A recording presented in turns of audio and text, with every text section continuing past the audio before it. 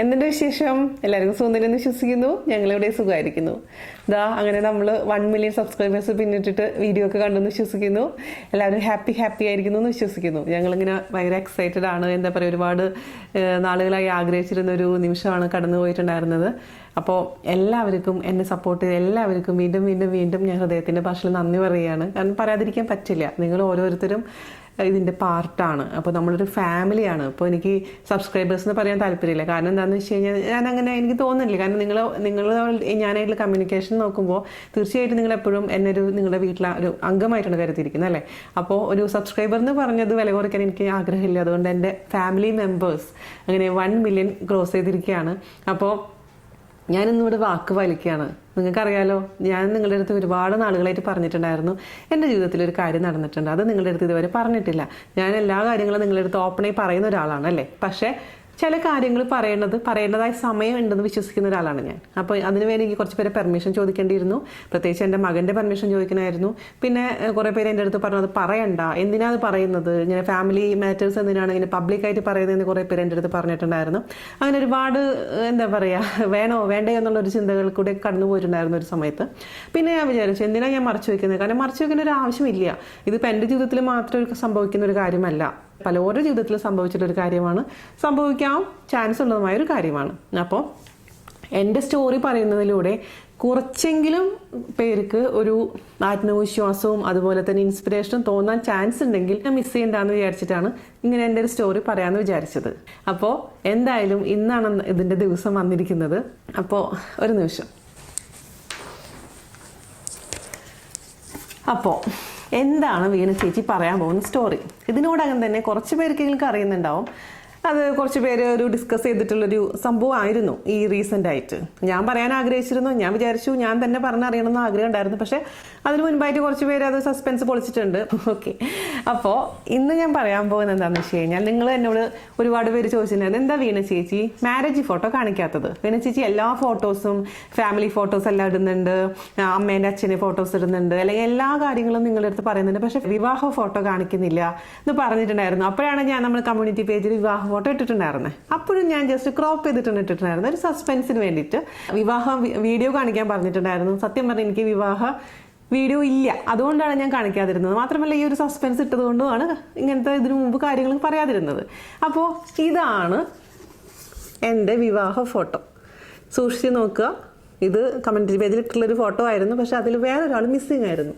എൻ്റെ മോനുണ്ടായിരുന്നില്ല അതിൽ. ഇതാണ് എൻ്റെ വിവാഹ ഫോട്ടോ. ഇപ്പോൾ ഏകദേശം കാര്യം പിടികിട്ടിയെന്ന് വിശ്വസിക്കുന്നു. ഇനി കാര്യം പറയാം. അപ്പോൾ എന്താണെന്ന് വെച്ച് കഴിഞ്ഞാൽ, നിങ്ങൾ ഊഹിച്ച പോലെ തന്നെയാണ്. ഇതെൻ്റെ 2ാം വിവാഹമാണ്. അതൊരു കുറവായിട്ടൊരിക്കലും എനിക്ക് തോന്നുകയുമില്ല. കാരണം നമ്മുടെ മനുഷ്യരാണല്ലേ, ആരുടെ ജീവിതത്തിൽ എന്ത് വേണമെങ്കിലും എപ്പോൾ വേണമെങ്കിലും സംഭവിക്കാവുന്നൊരു കാര്യമാണ്. അപ്പോൾ ഇത് 2ാം വിവാഹം ആയതുകൊണ്ടോ ഞാൻ ഒളിച്ചു വെച്ചൊന്നുമല്ല. ഇപ്പം ഞാൻ പറഞ്ഞ പോലെ ഒരുപാട് പേര് പറഞ്ഞു അത് പറയണ്ട എന്നുള്ളത് കൊണ്ടും പിന്നെ അങ്ങനത്തെ ഒരു സംഭവം വന്നിട്ടുണ്ടായിരുന്നില്ല, അതുകൊണ്ട് മാത്രം പറയാതിരുന്നതാണ്. അപ്പോൾ 2006 ഞങ്ങൾ വിവാഹിതരായിരിക്കുന്നത്.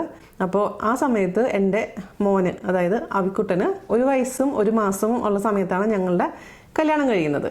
അതിനു മുൻപുള്ള ജീവിതം എന്ന് പറയുന്നത് ഒരു 3 വർഷക്കാലം ഒരു വല്ലാത്ത ബുദ്ധിമുട്ടുകൾക്കൂടെയും ഒരുപാട് എന്താ പറയുക, ശരിക്കും പറഞ്ഞാൽ അനുഭവിച്ചിട്ടുള്ളൊരു സമയമായിരുന്നു അത്. അപ്പോൾ അത് ഞാൻ അവരെ പറ്റി പറയാൻ ആഗ്രഹിക്കുന്നില്ല. കാരണം ആദ്യം വിവാഹം കഴിച്ച ആൾ ഇപ്പോൾ ഹാപ്പി ആയിട്ടിരിക്കുന്നുണ്ട്. അവരെ കുടുംബത്തുകാരെ നമ്മളിപ്പോൾ പറഞ്ഞ് അത് ശരിയാണെന്ന് എനിക്ക് തോന്നുന്നില്ല. പക്ഷേ നമ്മുടെ എല്ലാവരുടെ ജീവിതത്തിലും നല്ല സമയം ഉണ്ടാവാറുണ്ട്, അതേസമയം ഡൗൺ ആയിട്ടുള്ള സമയം ഉണ്ടാവാറുണ്ട്. അപ്പോൾ എൻ്റെ ജീവിതത്തിലെ ഏറ്റവും മോശപ്പെട്ട സമയം എന്ന് പറയുന്നത് ആ ഒരു 3 വർഷ സമയമായിരുന്നു. അപ്പോൾ അതിപ്പോൾ ആരെയും നമ്മൾ പഴിചേരാൻ ആഗ്രഹിക്കുന്നില്ല. കാരണം നമുക്ക് എൻ്റെ തലയിൽ എഴുതിയിരിക്കുന്നതാണ്. അതെനിക്കിപ്പോൾ ഞാൻ വിചാരിച്ച പോലെ അത് മാറ്റാൻ പറ്റില്ല. ഞാൻ ജനിച്ചപ്പോഴേ മേലേന്ന് എഴുതി വെച്ചിരിക്കുന്നതാണ്. വീണ ഇത് കൂടെയൊക്കെ പാസ് ചെയ്ത് പോകണം. എന്നാലാണ് വീണ ഇന്ന് പിരിക്കുന്ന പോലെ സ്ട്രോങ് ആയിരിക്കുക എന്ന് ദൈവം തമ്പുരാൻ കൽപ്പിച്ചതായിരിക്കാം. അതുകൊണ്ട് ഒരിക്കൽ പോലും ഞാൻ ദൈവത്തിനെ കുറ്റം പറയാൻ ആഗ്രഹിക്കുന്നില്ല ഇപ്പോൾ ഈ സമയത്ത്. പക്ഷെ അന്ന് ഞാൻ എപ്പോഴും കുറ്റപ്പെടുത്തുമായിരുന്നു. ഞാൻ എന്തിനാണ് ദൈവം എനിക്ക് ഇങ്ങനത്തെ ഒരു ജീവിതം തന്നതെന്ന് പോലെ ഞാൻ എപ്പോഴും കുറ്റപ്പെടുത്തിയ ആളായിരുന്നു. അപ്പോൾ 2002 എൻ്റെ ആദ്യ വിവാഹം കഴിഞ്ഞത്. ഇപ്പോൾ ജാൻ്റെ കൂടെയുള്ള കല്യാണം എന്ന് പറഞ്ഞാൽ വളരെ ലളിതമായൊരു വിവാഹമായിരുന്നു. 50 പേര് മാത്രമേ ഉണ്ടായിരുന്നുള്ളൂ. പക്ഷേ മറ്റേതെന്ന് പറഞ്ഞു കഴിഞ്ഞാൽ എന്താ പറയുക, നാടടച്ച് വിളിച്ച് 300 പവൻ സ്വർണവും കാറും അങ്ങനെയൊക്കെ ആയിട്ട് വളരെ ഭയങ്കര ഒരു കല്യാണം തന്നെയായിരുന്നു സത്യം പറയുകയാണെങ്കിൽ.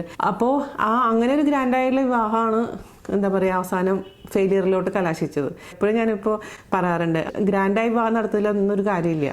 സിമ്പിളാണെങ്കിലും നമ്മുടെ മനസ്സിൻ്റെ പൊരുത്തമാണ് ഏറ്റവും ഇമ്പോർട്ടൻ്റ് എന്നുള്ള കാര്യം. പക്ഷെ നമ്മളെപ്പോഴും വിവാഹം കഴിക്കുമ്പോൾ എപ്പോഴും എല്ലാവരും ആഗ്രഹിക്കുന്നത് എന്താണെന്ന് വെച്ച് കഴിഞ്ഞാൽ നന്നായി മുന്നോട്ട് പോകണം എന്ന് ആഗ്രഹിച്ചിട്ട് തന്നെയാണ് എല്ലാവരും അല്ലേ വിവാഹത്തിന് എന്നുള്ളൊരു ഉടമ്പടിയിലോട്ട് നമ്മൾ കടക്കുന്നത്. അത് മുന്നോട്ട് പോകുമ്പോഴാണ് നമുക്കത് ഫേസ് ചെയ്യാൻ എങ്ങനെയാണ് പാർട്ട്ണർ എന്നുള്ള കാര്യം അറിഞ്ഞു വരുന്നത്. അപ്പോൾ ഒരാളെ നമ്മൾ മനസ്സിലാക്കുമ്പോൾ ഒരിക്കലും എപ്പോഴും നമ്മുടെ പോസിറ്റീവ് വശങ്ങൾ മാത്രം നമ്മൾ അറിയുന്നുള്ളൂ. പക്ഷേ ഒരു വിവാഹ ഉടമ്പടിയിൽ ഏർപ്പെട്ടു വിവാഹ ജീവിതം തുടങ്ങിയതിന് ശേഷമാണ് സത്യം പറയുകയാണെങ്കിൽ 1 വർഷത്തിന് ശേഷമാണ് ശരിക്കും പറയുകയാണെന്നുണ്ടെങ്കിൽ ആ പാർട്ട്ണറുടെ റിയൽ ആയിട്ടുള്ള ഫേസ് നമ്മൾ മനസ്സിലാക്കാൻ തുടങ്ങുക. അപ്പോൾ ആദ്യത്തെ കുറച്ച് കാലം ഈ ഹണിമൂൺ പീരീഡ് എന്നൊക്കെ പറയുന്നത് വളരെ നല്ല സമയമായിരിക്കും. എപ്പോഴും ഹാപ്പി മൊമെൻറ്റ്സ് തന്നെ ആയിരിക്കാം മോസ്റ്റ്ലി. പക്ഷെ അന്ന് പോലും എനിക്ക് ഹാപ്പി മൊമെൻറ്റ്സ് ഉണ്ടായിരുന്നില്ല എന്നുള്ളതാണ് സത്യം. അപ്പോൾ ശരിക്കും തീർത്തും എൻ്റെ ക്യാരക്ടറിനേക്കാളും ജസ്റ്റ് ഓപ്പോസിറ്റ് ക്യാരക്ടറായിരുന്നു. അതുമാത്രമല്ല എനിക്ക് ഒരിക്കലും ഞാനൊരു 3 വർഷക്കാലം ശരിക്കും അഡ്ജസ്റ്റ് ചെയ്യാൻ ശ്രമിച്ചിരുന്നു. കാരണം നമ്മൾ പറയില്ലേ 2 കൈയും കൂട്ടി അടിച്ചാലാണ് സൗണ്ട് ഉണ്ടാവുള്ളൂ എന്ന് പറയും അല്ലേ. അപ്പോൾ അതുപോലെ തന്നെ ഞാൻ മാക്സിമം എൻ്റെ കൈ അടിക്കാതിരിക്കാൻ ഞാൻ ശ്രമിച്ചിട്ടുണ്ടായിരുന്നു. പക്ഷേ പല സമയത്തും നമുക്ക് ഒരുപാട് അങ്ങ് കൺട്രോൾ വിട്ടുപോകുന്നൊരവസ്ഥ വന്നിട്ടുണ്ടായിരുന്നു. എൻ്റെ ഒരു വിധിയാണ്, ഇതാണ് എൻ്റെ ലൈഫ്, ഇനി ഇങ്ങനെ തന്നെ മുന്നോട്ട് പോകുള്ളൂ എന്നൊക്കെ വിചാരിച്ച് സ്വന്തം വിധിയെ പഴിച്ചുകൊണ്ട് ഞാനത് മുന്നോട്ട് അഡ്ജസ്റ്റ് ചെയ്ത് പോയിട്ടുണ്ടായിരുന്നു. അപ്പോൾ എൻ്റെ ഇങ്ങനത്തെ പ്രശ്നങ്ങളൊന്നും ഞാൻ പാരൻസിൻ്റെ അടുത്ത് ഡിസ്കസ് ചെയ്യാറില്ല. കാരണം അവരെ വിഷമിപ്പിക്കണ്ടല്ലോ എന്ന് വിചാരിച്ചിട്ട് ഞാൻ പറയാറുണ്ടായിരുന്നില്ല. അതേസമയം എൻ്റെ കൂട്ടുകാരി ഇതിൻ്റെ അടുത്ത് ഇങ്ങനെ എല്ലാ ഡീറ്റെയിൽസും പറയാറുണ്ടായിരുന്നു. കാരണം എന്തുകൊണ്ടാണെന്ന് വെച്ച് കഴിഞ്ഞാൽ ഒരാളോടെങ്കിലും നമ്മളൊന്ന് ഓപ്പണായി പറയണം. എല്ലാന്ന് വെച്ച് കഴിഞ്ഞാൽ നമ്മളവിടെ പൊട്ടി തകർന്നു പോകും അല്ലേ. ആരോടെങ്കിലും പറഞ്ഞിട്ടില്ലെങ്കിൽ പിന്നെ നമുക്ക് പിടിച്ചു നിൽക്കാൻ പറ്റില്ല. പല സന്ദർഭങ്ങളിൽ സത്യം പറഞ്ഞാൽ ആത്മഹത്യയുടെ വക്കിൽ പോലും ഞാൻ ചെന്നിട്ടുണ്ടായിരുന്നു. അപ്പോഴും പിന്നെയും എന്താ പറയുക, എന്തോ ഒരു ശക്തി നമ്മളെ പിടിച്ചെണിപ്പിച്ച് വേണ്ട ഇങ്ങനെ നമ്മൾ തോറ്റു കൊടുക്കാൻ പാടില്ല, മുന്നോട്ട് പോകണം എന്നുള്ളൊരവസ്ഥയിൽ നമ്മളെ പിന്നെയും ഞാൻ നടക്കുകയായിരുന്നു. അപ്പോൾ അത് കഴിഞ്ഞപ്പോൾ വിചാരിച്ചു കുട്ടികളുണ്ടായി കഴിഞ്ഞാൽ ശരിയാവുമെന്ന് വിചാരിച്ചു. അപ്പോൾ അങ്ങനെ അവിനെ പ്രഗ്നൻ്റായി ഒരു 6 മാസക്കാലമൊന്നും വലിയ കുഴപ്പമൊന്നും ഉണ്ടായിരുന്നില്ല. അതിനുശേഷവും പിന്നെയും ഒരുപാട് പ്രശ്നങ്ങൾ. അപ്പോൾ എനിക്കിവിടെ പ്രശ്നങ്ങളൊന്നും സത്യം പറഞ്ഞാൽ ഓപ്പണായി പറയാൻ പറ്റില്ല. എന്താ പറയുക, ഒട്ടും തന്നെ ചേർന്ന് പോകുന്നുണ്ടായിരുന്നില്ല. പ്രഗ്നൻ്റായി 8 മാസമൊക്കെ ആയപ്പോഴേക്കിനും കംപ്ലീറ്റ് വല്ലാത്തൊരു ഫേസിലോട്ട് ജീവിതം പോയി തുടങ്ങി. അപ്പോൾ എനിക്ക് മനസ്സിലായി ഇത് കൈവിട്ട കളിയാന്നുള്ള കാര്യം. പക്ഷേ ഇനിയിപ്പോൾ വയറ്റിലുള്ള കുട്ടീനെ വെച്ച് ഞാൻ എന്ത് ചെയ്യാനാണ്. അപ്പോഴും ഞാൻ വാശ കൈവിട്ടില്ല. ശരിയാവും എന്നുള്ളൊരു ചിന്തയിൽ തന്നെയായിരുന്നു. അപ്പോൾ ഇച്ചിരി കോംപ്ലിക്കേഷനൊക്കെ ഉണ്ടായിരുന്നു എനിക്ക്. പെട്ടെന്ന് ലാസ്റ്റ് മിനിറ്റാണ് സിസേറിയനൊക്കെ തീരുമാനിച്ചത്. അപ്പോൾ ഒരു സ്ത്രീയും ഒരിക്കൽ പോലും ആഗ്രഹിക്കാത്തൊരു കാര്യം എന്താണെന്ന് വെച്ച് കഴിഞ്ഞാൽ നമ്മൾ ഓപ്പറേഷൻ തിയേറ്ററിലോട്ട് പോകുന്ന സമയത്ത് ഞാൻ സാധാരണ എല്ലാ സ്ത്രീകളും നമ്മളൊരു അമ്മയാവാൻ പോകുന്ന സമയത്തും ഭയങ്കര എക്സൈറ്റഡ് ആയിരിക്കും. അല്ലെങ്കിൽ എന്താ പ്രാർത്ഥിക്കുക, ദൈവമേ എല്ലാം നന്നായി തിരിച്ചു വരണേന്നായിരുന്നു. പക്ഷേ ഞാൻ അന്ന് പ്രാർത്ഥിച്ചത് ദൈവമേ ഇതോടുകൂടി എല്ലാം കഴിയണം, ഞാൻ ഇനി തിരിച്ചു വരരുത് എന്നുള്ള ആ ഒരു ഒറ്റ പ്രാർത്ഥനയിലാണ് ഞാൻ ആ തിയേറ്ററിൻ്റെ ഉള്ളിലോട്ട് പോയത്. കാരണം ആ സമയം കൊണ്ട് ഒരു 3 വർഷ സമയം കൊണ്ട് ഒരു സ്ത്രീ അനുഭവിക്കാൻ പറ്റുന്നതിൻ്റെ മാക്സിമം ടോർച്ചർ ഞാൻ അനുഭവിച്ചിട്ടുണ്ടായിരുന്നു. അത് അദ്ദേഹത്തിൻ്റെ വശത്തു നിന്നും അദ്ദേഹത്തിൻ്റെ പാരൻസിൻ്റെ വശത്തു നിന്നും എല്ലാ ഭാഗത്തു നിന്നും. അപ്പോൾ അങ്ങനെ ഇരിക്കുന്ന സമയത്ത് ഞാൻ വിചാരിച്ചു ഡെലിവറി റൂമിലോട്ട് പോയപ്പോൾ ശരി ഇനി കഴിഞ്ഞു, ഇനിയിപ്പോൾ ഞാൻ പുറത്തേക്ക് വരില്ല എന്നുള്ളൊരു സത്യം ഒരു തുള്ളി കണ്ണുനീര് പോലും എനിക്ക് വന്നിട്ടുണ്ടായിരുന്നില്ല. കാരണം എനിക്ക് ജീവിതം അടുത്തിട്ടുണ്ടായിരുന്നു. എല്ലാവരും കരച്ചിലും അമ്മയൊക്കെ കരച്ചിലൊക്കെ ആയിരുന്നു. പക്ഷെ ഞാൻ I was very cool. Operation തിയേറ്ററിൽ കിടന്നപ്പോഴും ഒരു നിസ്സംഗതയായിരുന്നു എനിക്ക്. ശരിക്കും പറഞ്ഞ ഒരു മരണത്തിൻ്റെ ഒരു തണുപ്പ് എന്നൊക്കെ പറയില്ലേ, ആ ഒരു ഫീലിംഗ്. കാരണം ഒന്നാമത് നിങ്ങൾക്ക് ഓപ്പറേഷൻ തിയേറ്ററിൽ കയറിയിട്ടുള്ള സ്ത്രീകൾക്ക് അറിയാൻ പറ്റും, മൊത്തത്തിൽ തണുത്ത് മരവിച്ചിരിക്കുന്ന ഒരു അവസ്ഥയാണ്. പിന്നെ എല്ലാ ഡോക്ടേഴ്സും എല്ലാവരും മാസ്ക് ഒക്കെ ഇട്ടിട്ടൊരു പ്രത്യേക ഒരു സിറ്റുവേഷനാണ് അതിൻ്റെ ഉള്ളിൽ പോകുമ്പോൾ തന്നെ. ശരിക്കും ഒരു മരണത്തിൻ്റെ മണം ഫീൽ ചെയ്യാൻ പറ്റും. മരണത്തിൻ്റെ എവിടേക്കോ മരണം ഒളിഞ്ഞിരിക്കുന്ന ഒരു ഫീലിംഗ് ഒക്കെയാണ് സത്യം. എനിക്കങ്ങനെയായിരുന്നു കേട്ടോ. അവിടെ പോയി തിയേറ്ററിൽ കിടത്തിയപ്പോഴും ഡോക്ടർ പറയുന്നുണ്ട്, Veena why you are not happy എന്നൊക്കെ ചോദിക്കുന്നുണ്ട്. പക്ഷേ എൻ്റെ ഡോക്ടർക്ക് കാര്യങ്ങളൊക്കെ അറിയായിരുന്നു. എന്നോട് പറഞ്ഞു മോളെ നന്നായി പ്രാർത്ഥിക്കാനൊക്കെ പറഞ്ഞു. എനിക്ക് എന്താ പറയുക തരിപ്പിക്കാനുള്ള മരുന്നൊക്കെ കയറ്റുന്നുണ്ടായിരുന്നു. പക്ഷേ ഞാൻ സർജറി ചെയ്യുമ്പോഴും എനിക്ക് അറിയുന്നുണ്ട് വേദന. കാരണം എൻ്റെ ശരീരത്തിൽ മരുന്നൊന്നും ഏൽക്കുന്നുണ്ടായിരുന്നില്ല. അപ്പോൾ എനിക്ക് സൗണ്ടൊന്നും വരുന്നുണ്ടായിരുന്നില്ല. ബട്ട് എനിക്ക് ആ വേദന അറിയുന്നുണ്ടായിരുന്നു. അപ്പം ഞാനിങ്ങനെ കൈകൊണ്ട് ആക്ഷൻ കാണിക്കാൻ ഒരു സിനിമ ഉണ്ടായിരുന്നു. അതേപോലെ കൈകൊണ്ട് ആക്ഷൻ കാണിക്കുന്നുണ്ടെങ്കിൽ ഞാൻ ശ്രമിക്കുന്നുണ്ടെങ്കിൽ പോലും ഒന്നും മരവിച്ചിരിക്കുകയാണ്. പക്ഷേ എനിക്ക് വേദന ഉണ്ടായിരുന്നു. അപ്പോൾ വന്നിട്ടും ആ വേദന കടിച്ചു പിടിച്ചിട്ടൊക്കെയാണ് കുട്ടി പുറത്ത് വന്നതും ഡോക്ടർ എനിക്ക് കാണിച്ചിരുന്നൊക്കെ. ഒരു തെളിച്ചം അത്ര ക്ലിയർ ഒന്നും അല്ല, എന്നാൽ പോലും എവിടേക്കോ ഒരു രൂപത്തിൽ മോനെ കണ്ടു, അവിനെ കണ്ടു. അപ്പോൾ ഞാൻ വിചാരിച്ചു ദൈവമേ ഞാൻ ജീവിച്ചിരിക്കുന്നുണ്ടല്ലോ അപ്പോൾ ഈ ഇതില്ലേ എന്തായാലും പറയാം, അനസ്തേഷ്യ തരാൻ വേണ്ടിയിട്ട് ഡോക്ടർ ഇഞ്ചക്ഷൻ തന്നപ്പോൾ ആ സമയത്ത് കുറച്ച് നേരം നമ്മൾ ആ ഇഞ്ചക്ഷൻ ചെയ്ത സമയത്ത് ഞാനിങ്ങനെ ഒരു ടണലിൽ കൂടി ഇങ്ങനെ പൊയ്ക്കൊണ്ടിരിക്കുക. ടണലിൽ കൂടെ പോയി, അതായത് എൻ്റെ ഞാനിങ്ങനെ എൻ്റെ കാലിൽ കൂടെ ഇങ്ങനെ പുറത്തേക്ക് ഇറങ്ങിയിട്ട് പിന്നെ ഒരു ടണലിൽ വീണു. ടണലിൽ കൂടെ ഇങ്ങനെ പോയി. ഞാൻ പിന്നെ പെട്ടെന്ന് അതിലിട്ടോ, അതായത് എൻ്റെ ഓർമ്മ അബോധാവസ്ഥയിൽ ഞാനിങ്ങനെ കാണുന്നത് എന്താണെന്ന് വെച്ച് കഴിഞ്ഞാൽ, ഞാനിങ്ങനെ ഗോൾഡൻ കളറിലുള്ള ഫുൾ ഏഞ്ചൽസും ഫുൾ ഗോൾഡൻ മരങ്ങളും ഒക്കെ ആയിട്ട് ഇങ്ങനെ ഏഞ്ചൽസ് ഇങ്ങനെ പാറി നടക്കുന്നു. ഞാനിങ്ങനെ ഈ പഞ്ഞി പോലെ പാറി നടക്കുന്നു. അങ്ങനെ ഒരു കാഴ്ചയ്ക്കായിരുന്നു. ഞാൻ ഭയങ്കര ഹാപ്പിയാണ്. അത്ര നാൾ വരെ ചിരിക്കാത്ത ഞാൻ ഭയങ്കരമായിട്ട് ചിരിക്കുന്നു, കളിക്കുന്നു, ഭയങ്കര എക്സൈറ്റഡ് ആയിട്ടൊക്കെ ഇങ്ങനെ ഇരുന്ന് ആ സമയത്താണ് പെട്ടെന്ന് തന്നെ ആരോ കാലിൽ പിടിച്ച് വലിക്കുന്ന പോലെ ഒരു ഫീലിംഗ്. പിന്നെ ഞാൻ തിരിച്ചു വരുമ്പോഴാണ് എൻ്റെ കുഞ്ഞിനെ ഡോക്ടർ എനിക്ക് കാണിച്ചു തരുന്നത്. അപ്പോൾ എനിക്കറിയില്ല ഇപ്പോഴും അത് എന്തുകൊണ്ടാണ് ഞാൻ അങ്ങനെ സ്വപ്നം കണ്ടതെന്നൊക്കെ ആ ഫീലിംഗ് ഉണ്ടായിരുന്നു. അപ്പോൾ ഞാൻ വിചാരിച്ചു എല്ലാവരും അങ്ങനത്തെ ഒരു ഫീലിൽ കൂടെ കടന്നു പോകുന്നത്. അപ്പോൾ ഞാൻ എൻ്റെ ഫ്രണ്ട്സിൻ്റെ അടുത്ത് ചോദിച്ചപ്പോൾ ആർക്കും അങ്ങനത്തെ ഒരു അനുഭവം ഉണ്ടായിട്ടില്ല എന്നാണ് പറയുന്നത്. എന്തോ ഞാൻ ഇന്ന് വിശ്വസിക്കാൻ ആഗ്രഹിക്കുന്നത് എന്താണെന്ന് വെച്ച് കഴിഞ്ഞാൽ, എൻ്റെ മോന് വേണ്ടി ദൈവം എന്നെ വീണ്ടും ഭൂമിയിലേക്ക് തിരിച്ചയച്ചു എന്നാണ് ഞാൻ വിശ്വസിക്കുന്നത്. അപ്പോൾ ശരി, അതായിരിക്കും എൻ്റെ നിയോഗം എന്ന് ഞാൻ അപ്പോഴും വിചാരിച്ചു. കാരണം എൻ്റെ സിറ്റുവേഷൻ അങ്ങനെയായിരുന്നു. അപ്പോൾ ഓപ്പറേഷൻ തിയേറ്ററിൽ നിന്ന് പിന്നെ ഒബ്സർവേഷൻ റൂമിലോട്ട് മാറ്റി. അതിനുശേഷം വൈകുന്നേരം കണ്ടാന്ന് തോന്നുന്നു ഞാൻ റൂമിലോട്ട് പോയത്. അപ്പോഴും ഒരു എന്താ പറയുക, ഒരു എക്സൈറ്റ്മെൻറ്റോ, ഒരു അമ്മയായതിൻ്റെ എക്സൈറ്റ്മെൻറ്റോ, കുഞ്ഞിനോട്ടുള്ളത് ശരിയാണ്, കുഞ്ഞുണ്ട് അടുത്ത്, പക്ഷേ ആ ഒന്നും സന്തോഷമൊന്നും എനിക്കുണ്ടായിരുന്നില്ല. അപ്പോഴും ശരി, ഇനിയെങ്കിലും ശരിയാവുമെന്നൊരു എവിടെയോ ഒരു എന്തോ ഒരു ചിന്ത ഉണ്ടായിരുന്നു എന്ന് തോന്നുന്നു എനിക്ക്. പക്ഷേ ഞാൻ റൂമിലോട്ട് പോയപ്പോൾ അതും ഇല്ലാണ്ടായി. കാരണം എന്താണെന്ന് വെച്ച് കഴിഞ്ഞാൽ, നമ്മൾ ഒരു പ്രസവിച്ച് വരുന്ന ഒരു പെൺകുട്ടി കാണാൻ ആഗ്രഹിക്കുന്ന ഒരു ശാന്തമായ അന്തരീക്ഷം, ചിരിക്കുന്ന മുഖങ്ങളാണ് അല്ലേ. പക്ഷേ എൻ്റെ റൂമിലോട്ട് കയറി വന്നപ്പോൾ എന്ത് സംഭവിച്ചതെന്ന് വെച്ചാൽ, അദ്ദേഹവും എൻ്റെ അമ്മയും എല്ലാവരും കൂടി വഴക്കിടുന്നതും ഇങ്ങനെ ഒരു വല്ലാത്തൊരു സിറ്റുവേഷനാണ് ഞാൻ കണ്ടത്. ഇതിനും ആവശ്യമില്ലാണ്ട് ചുമ്മാ വഴക്കുണ്ടാക്കുന്നൊരു സ്വഭാവം. അപ്പോൾ നോക്കിയപ്പോൾ ഡോക്ടർ പറഞ്ഞു കുഞ്ഞിന് മഞ്ഞ കളറുണ്ട്, 5 ദിവസം കഴിഞ്ഞിട്ട് പോകാൻ പറ്റുള്ളൂ എന്ന് പറഞ്ഞു. അപ്പോൾ 5 ദിവസം കഴിഞ്ഞിട്ടാണ് പിന്നെ ഞങ്ങൾ അവിടെ നിന്ന് ഡിസ്ചാർജ് ചെയ്യുന്നത്. അപ്പോൾ ജനുവരി 6-ാം തീയതിയാണ് പ്രസവിക്കുന്നത്. അപ്പോൾ 5 ദിവസം കഴിഞ്ഞിട്ട് 11-ാം തീയതിയാണ് ഞങ്ങൾ തിരിച്ച് വീട്ടിലോട്ട് പോകുന്നത്. അപ്പോൾ എന്തുണ്ടായെന്ന് വെച്ച് കഴിഞ്ഞാൽ, ഈ പോകുന്നേക്കാൾ മുൻപ് ഞാൻ ഇദ്ദേഹത്തിൻ്റെ അടുത്ത് പറഞ്ഞിട്ടുണ്ടായിരുന്നു, നമ്മൾ ഡെലിവറി കഴിഞ്ഞ് കഴിഞ്ഞാൽ തിരിച്ച് വരുമ്പോൾ നമ്മൾ ഈ റൂമിലല്ല താമസിക്കുക. കാരണം അങ്ങനെയാണല്ലോ നമ്മുടെ നാട്ടിലത്തെ ഒരു ചിട്ടാന്ന് പറയുന്നത്. കാരണം കുഞ്ഞിനെ നോക്കാൻ ഒരു അമ്മയിനെ ഏർപ്പാട് ചെയ്തിട്ടുണ്ടായിരുന്നു. അപ്പോൾ ആ അമ്മായി നമ്മൾ റൂമിൽ കിടക്കും. അപ്പോൾ സിസേറിയൻ ആയതുകൊണ്ട് കുറച്ച് കോംപ്ലിക്കേഷൻ ആയതുകൊണ്ട് ഡോക്ടർ അത്രയും റെസ്റ്റാണ് നമ്മളോട് പറഞ്ഞിരിക്കുന്നത്. അപ്പോൾ എനിക്ക് എപ്പോഴും എണീറ്റിട്ട് ചെയ്യാൻ പറ്റാത്തത് കൊണ്ട് അമ്മായി നമ്മൾ സ്ഥിരമായിട്ട് റൂമിലുണ്ട്. അപ്പോൾ ഞാൻ പറഞ്ഞ് ഏൽപ്പിച്ചിട്ടുണ്ടായിരുന്നു, ഇവിടെ നമ്മൾ റൂമിൽ കിടക്കാൻ പറ്റില്ല, അതിനൊരു അപ്പുറത്തെ റൂമൊക്കെ അറേഞ്ച് ചെയ്തിട്ടുണ്ടെന്നൊക്കെ അന്ന് സമ്മതിച്ചിട്ടുണ്ടായിരുന്നു. പക്ഷേ അന്ന് തിരിച്ച് വീട്ടിലെത്തിയ സമയത്ത് എന്താണെന്ന് വെച്ച് കഴിഞ്ഞാൽ, ഈ ചെറിയൊരു കാര്യം പറഞ്ഞ് അന്ന് വഴക്കിടാൻ തുടങ്ങി. അന്ന് ഞാൻ ഒരുപാട് നിർബന്ധിച്ചു. അവസാനം എന്താ പറയുക, ഞാൻ ഇവിടെ നിന്ന് മാറില്ല, ഞാൻ ഈ റൂമിൽ തന്നെ കിടക്കുള്ളൂ, എനിക്ക് കിടക്കൊന്നും വേണ്ടെന്ന് പറഞ്ഞാൽ ചാരുകസാര ഇട്ടിട്ട് അതിലിരുന്നിട്ട് ഇങ്ങനെ ആടാൻ തുടങ്ങി. ഒരു മാതിരി എന്താ നമ്മൾ പറയാം, ഒരു സൈക്കോ പേഷ്യൻസ് എങ്ങനെ ബിഹേവ് ചെയ്യുന്നത് അതുപോലെ അങ്ങ് ബിഹേവ് ചെയ്യുന്നുണ്ട്. എനിക്കാകെ ടെൻഷനും പേടിയും. അത് കഴിഞ്ഞിട്ട് എന്താ പറ്റുമെന്ന് വെച്ചാൽ, നമ്മളെ ബസ് ഉണ്ടല്ലോ നമുക്ക്, അപ്പോൾ കളക്ഷനും ബസ്സിൻ്റെ കാര്യങ്ങളൊക്കെ ഇദ്ദേഹം നോക്കിക്കൊണ്ടിരുന്ന ആ സമയത്ത്. അപ്പോൾ ബസ്സിൻ്റെ കളക്ഷൻ വന്നു കഴിഞ്ഞാൽ താഴെ പോകണം വാങ്ങിക്കാൻ. അപ്പോൾ ബസ്സിൻ്റെ കളക്ഷൻ വന്നപ്പോൾ അച്ഛൻ താഴെ നിന്ന് വിളിക്കാൻ തുടങ്ങി. വിളിച്ചിട്ടും ചെന്നില്ല. പിന്നെ ഞാൻ കുറേ നിർബന്ധിച്ചിട്ട് താഴെ പോയപ്പോഴും അവിടെ ഭയങ്കര വഴക്കാണ്. വഴക്കെന്ന് പറഞ്ഞു കഴിഞ്ഞാൽ എനിക്ക് മുകളിലത്തെ റൂമിലേക്ക് കേൾക്കാൻ പറ്റും. അപ്പോൾ എനിക്ക് മനസ്സിലായി സംഭവം സീൻ ശരിയല്ല എന്നുള്ള കാര്യം. അപ്പോൾ നമുക്കൊരു സന്തോഷിക്കേണ്ട സമയത്ത് ഫുൾ ഓഫ് ടെൻഷനാണ്. പിന്നെ റൂമിൽ വന്നിരുന്നിട്ട് ബഹളവും എൻ്റെ അച്ഛനെ ചീത്ത വിളി, അങ്ങനെ എപ്പോഴും ഇങ്ങനൊരു സമാധാനം ഇല്ലാതെ എനിക്ക് ഉറങ്ങാൻ പറ്റുന്നില്ല. അപ്പോൾ ഇതൊക്കെ എൻ്റെ അച്ഛനെ അറിയുന്നുണ്ട്, കാരണം താഴത്തെ റൂമിലേക്ക് കേൾക്കാമല്ലോ. അത് കഴിഞ്ഞിട്ട് ഇദ്ദേഹം പുറത്തങ്ങോട്ട് പോയപ്പോൾ അച്ഛൻ രാവിലെ പിറ്റേ ദിവസം വന്നിട്ട് എന്നോട് പറഞ്ഞു, മോളെ ഇങ്ങനെ പോയാൽ ശരിയാവില്ല, നമുക്ക് അവരെ വീട്ടിൽ വിളിച്ച് പറയാം, അവനെ കുറച്ച് ദിവസം മാറി നിൽക്കാൻ പറയാം, 28 ആകുമ്പോൾ നമുക്ക് ഇവിടെ വന്നാൽ മതി, കുറച്ച് ദിവസം അവൻ്റെ വീട്ടിൽ പോയി നിൽക്കട്ടെ എന്നൊക്കെ പറഞ്ഞു. അപ്പോൾ നമ്മുടെ ബിസിനസ്സും കാര്യങ്ങളൊക്കെ നോക്കാൻ പുള്ളിക്കാരൻ നമ്മുടെ വീട്ടിൽ തന്നെ താമസിക്കുന്നത്, മനസ്സിലായോ. അപ്പോൾ ഞാനും പറഞ്ഞു ശരിയാണ് അച്ഛൻ, എനിക്ക് പറ്റുന്നില്ല. അപ്പോൾ ആ അമ്മായി പറഞ്ഞു ഈ കുട്ടിക്ക് ഇപ്പോൾ വിശ്രമമാണ് ആവശ്യം, മാനസികമായിട്ട് ശാരീരികമായിട്ടും റെസ്റ്റ് ആവശ്യമാണ് സാറേ എന്ന് പറഞ്ഞിട്ട് അവരും പറഞ്ഞിട്ട്, അവർ ഒരു 10-60 വയസ്സുള്ള സ്ത്രീ, അപ്പോൾ അവർക്കും അറിയാലോ, അവർക്ക് മോളൊക്കെ ഉള്ളതാണ്. അപ്പോൾ എൻ്റെ മാനസികാവസ്ഥ ആ അമ്മായിക്ക് ശരിക്കും മനസ്സിലാവുന്നുണ്ടായിരുന്നു. അപ്പോൾ അങ്ങനെ എല്ലാവരും കൂടെ പറഞ്ഞിട്ട് അച്ഛൻ അവരെ വിളിച്ചു, അവരുടെ വീട്ടിൽ അവരുടെ അമ്മനെ വിളിച്ച് സംസാരിച്ചു.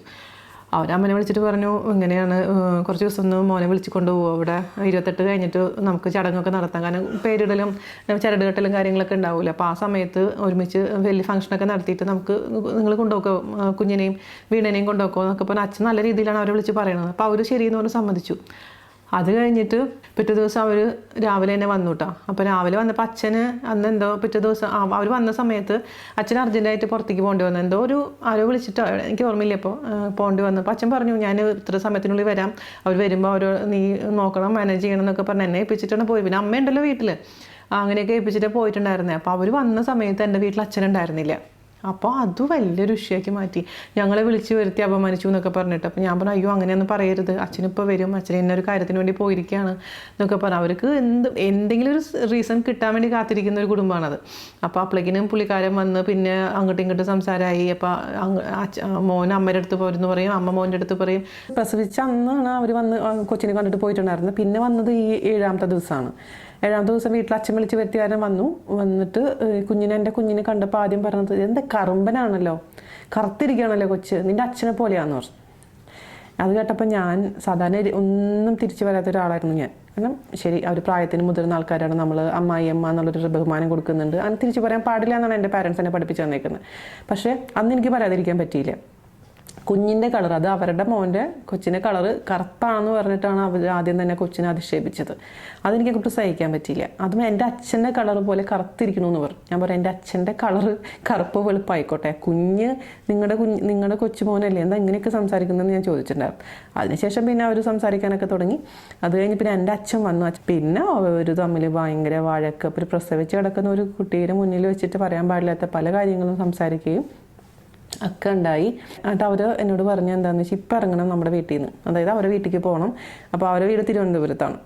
അറിയാമല്ലോ, തൃശ്ശൂരിൽ നിന്ന് തിരുവനന്തപുരത്തേക്ക് ഒരു 6 മണിക്കൂറൊക്കെ എടുക്കും. അപ്പോൾ പ്രത്യേകിച്ചും സിസേറിയൻ കഴിഞ്ഞിട്ട് കുറച്ച് ബുദ്ധിമുട്ടായിരിക്കുന്ന അവസ്ഥയായിരുന്നു ഞാൻ. കുറച്ച് ക്രിട്ടിക്കലായിരുന്നു, ഒരുപാട് ഇഷ്യൂസൊക്കെ ഉണ്ടായിരുന്നു ആ സമയത്ത്, ഡെലിവറിയുടെ സമയത്തൊക്കെ. അപ്പോൾ ഡോക്ടർ പറഞ്ഞിട്ടുണ്ട് അത്രയും റെസ്റ്റ് വേണം, അങ്ങനെ ട്രാവൽ ചെയ്യാൻ പാടില്ല എന്നൊക്കെ പ്രത്യേകിച്ചും ഡോക്ടറുടെ ഓർഡറും കൂടി ഉണ്ടായിരുന്നു. മാത്രമല്ല മാനസികമായിട്ട് അങ്ങനത്തെ ഒരു അവസ്ഥയിലിരിക്കുന്ന ഒരു സ്ത്രീയുടെ അടുത്ത് ഇപ്പം ഇറങ്ങണം എന്ന് പറഞ്ഞു എൻ്റെ അടുത്ത്. ഞാൻ പറഞ്ഞു എനിക്ക് വരാൻ പറ്റില്ല, കാരണം എൻ്റെ 7 ദിവസം പ്രായമുള്ള കുട്ടീനെ എടുത്തിട്ട് എനിക്ക് വരാൻ പറ്റില്ല, ഞാൻ വരാം കുറച്ച് ദിവസം കഴിഞ്ഞിട്ട് വരാമെന്ന് പറഞ്ഞു. അപ്പോൾ അവർ 2 പേരും പറഞ്ഞത്, അദ്ദേഹത്തിൻ്റെ അമ്മയും പറഞ്ഞു ഇന്ന് വന്നിട്ടില്ലെങ്കിൽ പിന്നെ നിന്നെ ഞങ്ങൾ കൊണ്ടുപോകില്ല എന്നാണ്. പല പറഞ്ഞു ഞാനിപ്പോൾ ആംബുലൻസ് അറേഞ്ച് ചെയ്ത് തരാം, ഇപ്പോൾ പോകണം നമുക്കെന്ന് പറഞ്ഞു. അപ്പോൾ എൻ്റെ അച്ഛൻ പറഞ്ഞു ഇപ്പം നീ എൻ്റെ വീട്ടിൽ നിന്ന് ഇറങ്ങിക്കഴിഞ്ഞാൽ പിന്നെ ജീവിതത്തിൽ ഒരിക്കലും നിനക്ക് എൻ്റെ വീട്ടിൽ കയറാൻ പറ്റില്ല പറഞ്ഞു. അപ്പോൾ അങ്ങോട്ട് പോകണോ ഇങ്ങോട്ട് പോകണോ എന്നുള്ളൊരവസ്ഥയിലിരിക്കുന്ന ഒരു ആളുടെ മാനസികാവസ്ഥ എനിക്ക് ഊഹിക്കാൻ പറ്റുമെന്ന് എനിക്കറിയില്ല. അപ്പോൾ എന്താ ഞാൻ പറയുക, ഞാനപ്പോൾ ആലോചിച്ചു മരണത്തിൽ നിന്ന് തിരിച്ചു വന്നു, പക്ഷേ ഇപ്പോഴും ഞാൻ അത് ഫേസ് ചെയ്യുന്നത് ഈ ഒരു സംഭവമാണ്. അപ്പോൾ ഞാൻ എന്താ ചെയ്യേണ്ടത്? നമ്മൾ ഈ പിഞ്ചു കുഞ്ഞ് എൻ്റെ കയ്യിലുണ്ട്. അപ്പോൾ എന്താണെന്ന് വെച്ച് കഴിഞ്ഞാൽ നിൻ്റെ ജീവിതം കട്ടപ്പുകയാണ്, നിനക്ക് എൻ്റെ കൂടെ വന്നേ പറ്റുള്ളൂ, അല്ലെങ്കിൽ നീ എന്ത് കണ്ടിട്ടാണ് ജീവിക്കാൻ പോകണേന്നൊക്കെ പറഞ്ഞിട്ട് അയാൾ ഭയങ്കരമായിട്ട് സംഭവിച്ചു. അപ്പോൾ ആ സമയത്ത് എന്താ ചെയ്യേണ്ടതെന്ന് അറിയാൻ മേലാണ്ട് കിടക്കുന്ന സമയത്ത് ഈ കുട്ടീനെ എടുത്തങ്ങ് താഴേക്ക് പോയി. ഞാൻ മേലത്തെ ബെഡ്റൂമിലാണ് കിടക്കുന്നുണ്ടായിരുന്നത്. അപ്പോൾ പുറത്താണെന്നുണ്ടെങ്കിൽ നിറയെ ആൾക്കാർ കൂടിക്കൊണ്ടിരിക്കുക. ഇവിടുത്തെ സൗണ്ട് അത്രയും വഴക്കിൻ്റെ സൗണ്ടാണ്, പുറത്തേക്ക് മുഴുവൻ കേട്ടുകൊണ്ടിരിക്കുകയാണ്. അപ്പോൾ ഞാൻ ജനലിൽ കൂടെ നോക്കുന്ന സമയത്ത് ഒരു സിനിമ ഷൂട്ടിംഗ് കാണാൻ ആൾക്കാർ എങ്ങനെ വരുമോ അതുപോലെയാണ് എൻ്റെ വീടിന് ചുറ്റും ആൾക്കാർ കൂടിക്കൊണ്ടിരിക്കുന്നുണ്ടായിരുന്നത്. നിങ്ങൾക്ക് ഊഹിക്കാൻ പറ്റും, ഒരു ഗ്രാമമാണ് നമ്മുടെ പെരിഞ്ഞനം എന്ന് പറയുന്നത്. അപ്പോൾ ആൾക്കാർക്കൊക്കെ ഒരു കാഴ്ച വസ്തു ആവാൻ ഉള്ള ഒരവസ്ഥയായിരുന്നു എനിക്കുണ്ടായിരുന്നത്. കാരണം ഈ വഴക്കെന്ന് പറഞ്ഞാൽ അത്രയ്ക്കും, അത് നമ്മൾ റോഡ് സൈഡാണ് വീട്, അപ്പോൾ എല്ലാവരും കേൾക്കുന്ന ഒരവസ്ഥയാണ്. അപ്പോൾ എൻ്റെ കുഞ്ഞിനെ എടുത്ത് പിന്നെ താഴേക്ക് ഓടി. ആ സമയത്ത് ഞാൻ ഇയാളുടെ പുറകെ താഴേക്ക് ഓടി. അയാൾ പറയാണ് ഈ കുഞ്ഞിനെ നീ പാതി എടുത്തോ, ഞാൻ പാതി എടുക്കുക എന്ന് പറഞ്ഞാൽ എൻ്റെ കൊച്ചിനെ ഇങ്ങനെ തല കീഴായി പിടിച്ചിട്ട് ഒരു കാലിൽ മാത്രം പിടിച്ചേക്കാണ് ആ മനുഷ്യൻ. എന്നിട്ട് പറയാം എൻ്റെ അടുത്ത് നീ ഈ ഭാഗം കീറിയെടുത്തോ എന്ന് പറയുമ്പോൾ ആ അമ്മയുടെ അവസ്ഥ നിങ്ങളൊന്ന് ആലോചിച്ച് നോക്കിയിട്ടുണ്ടോ? എപ്പോഴെങ്കിലും ആലോചിക്കാൻ പറ്റുന്നത്. ആ സമയത്ത് എൻ്റെ കുട്ടേട്ടനും പിന്നെ നമ്മുടെ ബസ്സിലെ വേറെ ചേട്ടനുണ്ടായിരുന്നു. അവർ പിടിച്ച് വലിച്ച് അയാളെ മാറ്റി കുട്ടീനെ എനിക്ക് തന്നിട്ട് പറഞ്ഞു വീണം റൂമിലോട്ട് പോകാൻ പറഞ്ഞു. അങ്ങനെ ഞാൻ റൂമിൽ പോയി വാതിലടച്ചു. അപ്പോൾ ഞാൻ തീരുമാനിച്ചു എനിക്കിനി ഇങ്ങനത്തെ ഒരാളുടെ കൂടെ ജീവിതം വേണ്ട. സമൂഹം എന്ത് പറയട്ടെ, എൻ്റെ കുട്ടീനെ ഇങ്ങനെയൊക്കെ കാണിക്കാൻ പറ്റുന്ന ഒരാൾ ഇയാളുടെ കൂടെ ഞാൻ ജീവിച്ചിട്ടുണ്ടെങ്കിൽ എൻ്റെ ജീവിതകാലം മുഴുവനും ഈ കുഞ്ഞിനെയും വെച്ചിട്ട് എനിക്ക് ഒരിക്കലും സേഫായിട്ട് ജീവിക്കാൻ പറ്റില്ല. അയാളുടെ അസുഖത്തിൻ്റെ ഭാഗമായിരിക്കാം ചിലപ്പോൾ, ഒരു ഡ്യുവൽ പേഴ്സണാലിറ്റി എന്ന് വേണമെങ്കിൽ പറയാം. ചില സമയത്ത് വളരെ നല്ല രീതിയിൽ സംസാരിക്കും, ചില സമയത്ത് ആൾക്ക് ദേഷ്യം വരുമ്പോൾ അയാൾ എന്താ ചെയ്യുന്നതെന്ന് ആൾക്ക് തന്നെ അറിയുന്നില്ല. അപ്പോൾ സ്വന്തം ചോറയിൽ പിറന്ന കുഞ്ഞിനെ അയാൾ പിടിച്ച് വലിച്ച് പകുതിയായിട്ട് മുറിക്കുമെന്ന് പറയാൻ മടിക്കാത്തൊരു മനുഷ്യൻ എന്ത് ധൈര്യത്തിലും ഞാൻ അയാളുടെ കൂടെ താമസിക്കേണ്ടത്? നിങ്ങൾ തന്നെ പറയും അല്ലേ? അപ്പോൾ ആ കുഞ്ഞിനെ അടുത്ത് ഞാൻ മേലേക്ക് വന്നു. എന്നിട്ടും ദൈവമേ എനിക്കൊരു വഴി കാണിച്ചു തരണേ എന്ന് ഞാൻ എന്നെ പ്രാർത്ഥിച്ചുകൊണ്ടിരിക്കുകയായിരുന്നു. അപ്പോഴും അവൻ അവിടെ കിടന്ന് അലമുറിട്ടുകൊണ്ടിരിക്കുകയാണ്, നീ ഇപ്പം വരണം എന്ന് പറഞ്ഞിട്ട്. അപ്പോൾ അവരും പറയുന്നുണ്ടായിരുന്നു, അമ്മയും അച്ഛനും പറഞ്ഞു നീ പോയി കഴിഞ്ഞാൽ നീ ഇവിടെ വരാൻ പറ്റില്ല. അങ്ങനെ 2 കൂട്ടരും അവിടെ കിടന്ന് വഴക്കായിരുന്നു. അപ്പോൾ ഞാനിങ്ങനെ പ്രാർത്ഥിച്ചുകൊണ്ടിരിക്കുന്ന സമയത്ത് എനിക്കൊരു കോള് വന്നു. അതുവരെ വിളിക്കാത്തൊരാൾ, ദൈവത്തിൻ്റെ നിയോഗമായിട്ട്, ദൈവത്തിൻ്റെ വിളിയായിട്ട് ഞാൻ ഈ നിമിഷം വരെയും കരുതുന്നുണ്ട്. കാരണം ഇങ്ങനെ നമ്മൾ പറയില്ലേ, യൂണിവേഴ്സിൻ്റെ അടുത്ത് ചോദിക്കാൻ പറയും പലരിടത്തും. എനിക്കിപ്പോൾ അങ്ങനെ ഒരുപാട് വലിയ ആൾക്കാരോട് സംസാരിക്കുമ്പോൾ അവരെൻ്റെ അടുത്ത് പറയുന്നൊരു കാര്യമാണ്, വീണയ്ക്കൊരു ബുദ്ധിമുട്ട് വരുമ്പോൾ സ്വയം ചോദിക്കുക. അത് കഴിഞ്ഞതിന് ശേഷം സ്വയം ചോദിച്ച് പിന്നെ യൂണിവേഴ്സിനോട് ചോദിക്കുക. യൂണിവേഴ്സ് ഒരു ഉത്തരം പറഞ്ഞു തരും. അപ്പോൾ അന്നൊന്നും എനിക്കറിയില്ല കേട്ടോ ഇത്ര വലിയ മഹത് കാര്യങ്ങളൊന്നും. പക്ഷേ ഞാനിങ്ങനെ കണ്ണടച്ചിട്ട് ദൈവത്തിനോട് പ്രാർത്ഥിച്ചുകൊണ്ടിരിക്കുക, ദൈവം എനിക്കൊരു വഴി കാണിച്ചു തരൂ, എനിക്ക് നേരായ വഴി കാണിച്ചു തരൂ. അന്ന് ഹരികൃഷ്ണനെ പോലെ തുളസി ഇടാനൊന്നും എനിക്കറിയില്ല. അപ്പോൾ അങ്ങനെ ഇരിക്കുന്ന സമയത്ത് എനിക്കൊരു ഫോൺ കോൾ വന്നു. ഞാൻ സംസാരിച്ചപ്പോൾ എനിക്ക് അത്ഭുതം തോന്നി. കാരണം അങ്ങനെ ഒരു അറ്റാച്ച്മെൻ്റ് ഉള്ള ആ വ്യക്തിയൊന്നുമില്ല എന്നെ വിളിച്ചിരിക്കുന്നത്. 1 പ്രാവശ്യം 2 പ്രാവശ്യം കണ്ടിട്ടുള്ളൂ, അങ്ങനെ അധികം സംസാരിച്ചിട്ടൊന്നുമില്ല. പക്ഷേ ആ കോളാണ് എൻ്റെ ജീവിതത്തിലെ ഈ വഴിത്തിരിവ്. പിന്നെ ഞാൻ നിങ്ങളുടെ അടുത്ത് മുന്നിൽ സംസാരിക്കുന്നുണ്ടെങ്കിൽ അതിൻ്റെ റീസൺ ആ കോള് തന്നെയാണ്. അത് ദൈവത്തിൻ്റെ വിളിയായിട്ടാണ് ഞാൻ പറഞ്ഞ പോലെ കാണുന്നത്. അപ്പോൾ ആ ചേച്ചിക്ക് ഒരുപാട് ഞാൻ കടപ്പെട്ടിരിക്കുന്നു. എപ്പോഴും ഗ്രാറ്റിറ്റ്യൂഡ് ഉണ്ടായിരിക്കും, അത് പറയാതിരിക്കാൻ പറ്റത്തില്ല. അപ്പോൾ അവരുടെ പെങ്ങളാണ് വിളിച്ചത്. പെങ്ങൾ വിളിച്ചിട്ടാണ് പറഞ്ഞത്, എന്താണ് വീണ തീരുമാനിച്ചിരിക്കുന്നത്, നീ ഞങ്ങളെ വീട്ടിലോട്ട് വരുന്നുണ്ടോ, നീ പോകുന്നുണ്ടോ എന്ന് ചോദിച്ചു. അപ്പോൾ ഞാൻ പറഞ്ഞു, എനിക്കറിയില്ല ചേച്ചി, ഞാൻ എന്താ ചെയ്യേണ്ടത് എന്ന് പറഞ്ഞപ്പോൾ പുള്ളിക്കാരി പറഞ്ഞു, അത് നീ തീരുമാനിക്കണം ഇപ്പോൾ. പക്ഷേ നീ പോയി കഴിഞ്ഞാൽ നീ ഒരിക്കലും പെരിഞ്ഞിനത്ത് കാണില്ല. അതായത് നിൻ്റെ സ്വന്തം വീട്ടിൽ നീ വരുന്ന വിചാരിക്കരുത്. എന്ത് ഫേസ് ചെയ്യാനും തീരുമാനിച്ചിട്ട് ഉറപ്പിച്ചിട്ട് വേണം ഈ വീട്ടിൽ നിന്ന് എൻ്റെ വീട്ടിലോട്ട് പോകാൻ. അപ്പോൾ അങ്ങനെയൊക്കെ തിരിച്ചു വരുമെന്ന് ഉറപ്പില്ല. അങ്ങനെയൊക്കെ ചേച്ചിയുടെ സംസാരത്തിൽ എനിക്ക് മനസ്സിലായി, പുള്ളി പറയുന്നത് ഞാൻ പോണ്ട എന്നുള്ള ഒരു രീതിയിൽ തന്നെയാണ് ചേച്ചി സംസാരിച്ചിരിക്കുന്നത്. അത് ദൈവത്തിൻ്റെ വാക്കായിട്ട് ഞാൻ ആ സമയത്ത് കണക്ക് കൂട്ടി. ഞാനപ്പോൾ ഡിസിഷൻ എടുത്തു, ഞാനിനി പോകില്ല, എന്നെ കൊന്നാലും ഞാൻ പോകില്ല എന്നുള്ള കാര്യം. എൻ്റെ അമ്മേൻ്റെ അച്ഛനെ വാക്കിന് വില കൽപ്പിച്ചുകൊണ്ട് പോയില്ല എന്ന് തന്നെ തീരുമാനിച്ചു. അവരോട് ഞാൻ പറഞ്ഞു, ഞാൻ വരില്ല എന്ന് വെച്ചാൽ എന്തെങ്കിലും ഇതൊക്കെ മാറി നിങ്ങളുടെ സ്വഭാവമൊക്കെ മാറി നന്നാവണമെങ്കിൽ ഞാൻ വരാം, പക്ഷേ ഞാൻ ഈ നിമിഷം വരില്ല എന്ന് ഞാൻ തീരുമാനിച്ചു. അപ്പോൾ അപ്പോഴേക്കിനും പിന്നെ ഒരു സ്വഭാവമൊക്കെ മാറി. പിന്നെ ഈ പറഞ്ഞ പോലെ ചീത്ത ബഹളം അടിപിടിയൊക്കെ ആയിട്ട് ഇവിടെ നിന്ന് പോയി. എന്നിട്ട് താഴെ നിന്നിട്ട് പിന്നെ കുറേ കരച്ചിലും വീണാന്ന് വിളിക്കലും സിനിമയൊക്കെ മാറി നിൽക്കും കേട്ടോ. സത്യം പറയാം, സിനിമക്കാർക്കൊന്നും ഇത് ആലോചിക്കാൻ പോലും പറ്റില്ല, അതുപോലൊരു സിറ്റുവേഷനായിരുന്നു അത്. അപ്പോൾ വീണ നീ വാ എന്നൊക്കെ പറഞ്ഞിട്ട് ഭയങ്കര സെൻറ്റി വിളിയും അങ്ങനെയൊക്കെ ആയിരുന്നു. പക്ഷേ ആ വിളിയിൽ ഞാൻ അന്ന് മയങ്ങിപ്പോയിരുന്നെങ്കിൽ ഒരു രക്ഷ ഉണ്ടാവില്ലായിരുന്നു. അത് കഴിഞ്ഞതിന് ശേഷം പോയി പിന്നെ തിരിച്ചു വന്നിട്ട് പിന്നെയും കുട്ടേട്ടനെ വിളിച്ചിട്ട് കുട്ടേട്ടൻ റൂമിൽ വന്ന് നോക്ക് ചെയ്തിട്ട് പറഞ്ഞു അവരെ പാസ്പോർട്ടും കാര്യങ്ങളൊക്കെ കൊടുക്കണം എന്നൊക്കെ പറഞ്ഞു. അപ്പം ഞാൻ വേഗം തന്നെ അവൻ്റെ പെട്ടിയും കാര്യങ്ങളൊക്കെ എടുത്ത് കൊടുത്തു. അന്നാണ് എൻ്റെ ജീവിതത്തിൽ നിന്ന് പടി ഇറങ്ങിപ്പോയിട്ടുള്ള മനുഷ്യനാണത്. ജനുവരി 13-ാം തീയതി എൻ്റെ ജീവിതത്തിൽ നിന്ന് അദ്ദേഹം പടി ഇറങ്ങിപ്പോയി. അതിനുശേഷം എൻ്റെ ജീവിതത്തിൽ പതുക്കെ സന്തോഷങ്ങൾ വരാൻ തുടങ്ങി. അപ്പോഴും ഞാൻ വിചാരിച്ചിരുന്നില്ല ഡൈവേഴ്സ് എന്നുള്ള കാര്യമൊന്നും. പക്ഷേ ഈ പറഞ്ഞ പോലെ സമൂഹം ഒരു വലിയൊരു സംഭവമാണ്, പറയാതിരിക്കാൻ പറ്റില്ല. അപ്പോൾ എൻ്റെ വീട്ടിൽ ഇഷ്യൂ എന്ന് വെച്ച് കഴിഞ്ഞാൽ, ഇപ്പോൾ എൻ്റെ അമ്മയ്ക്കും അച്ഛനും കാര്യങ്ങളെല്ലാം അറിയാം, പക്ഷേ അവർ ഏറ്റവും പേടിച്ചിരുന്ന സമൂഹത്തിനെയാണ്. നമ്മുടെ പല അച്ഛന്മാരും പല അമ്മമാരും ഫേസ് ചെയ്യുന്നൊരു പ്രശ്നമാണത്. സമൂഹം എന്ത് പറയും, അവരെന്ത് വിചാരിക്കും, അവരെങ്ങനെ ഫേസ് ചെയ്യും, അവർ ചോദ്യങ്ങൾക്ക് ഉത്തരം നമ്മൾ എങ്ങനെ പറയും, എന്ത് കള്ളത്തരം പറയും. ഞാൻ പറയും എന്തിനാ കള്ളത്തരം പറയുന്നത്. അപ്പോൾ എൻ്റെ അമ്മ ടീച്ചറായിരുന്നു, ആ സമയത്ത് റിട്ടയർഡാണ്. പക്ഷെ എന്നാൽ പോലും റോഡ് സൈഡിലായിരിക്കുന്ന കാരണം സ്കൂളിൻ്റെ അടുത്ത് നമ്മുടെ വീടായതുകൊണ്ടും ഞാൻ പ്രസവിച്ച് കിടക്കുന്നത് കൊണ്ടും എന്നെ കാണാൻ വേണ്ടി ഒരുപാട് പേര് ആ സമയത്ത് വരുമായിരുന്നു. അപ്പോൾ എന്നെ കാണും, കുഞ്ഞിനെ കാണും. പിന്നെ അടുത്ത ചോദ്യം എന്താണെന്ന് വെച്ചാൽ ഹസ്ബൻഡ് അവിടെ. ആ ചോദ്യം ചോദിക്കുമ്പോൾ അമ്മ ഡൗൺ ആവും. അപ്പം അമ്മ പറയും പുറത്ത് പോയിരിക്കുകയാണ്, കള്ളങ്ങൾ പറയേണ്ട ഒരു അവസ്ഥ വന്നു. അപ്പം ഞാൻ പറയും എന്തിനാണ് നിങ്ങളിങ്ങനെ കള്ളം പറയുന്നത്. എനിക്കാണെന്ന് വെച്ചിട്ടുണ്ടെങ്കിൽ ഞാനിങ്ങനെ മെലിഞ്ഞ് വല്ലാത്തൊരവസ്ഥയിലോട്ട് പോയിക്കൊണ്ടിരിക്കുക. ഈ ടെൻഷൻ സഹിക്കാൻ പറ്റുന്നില്ല.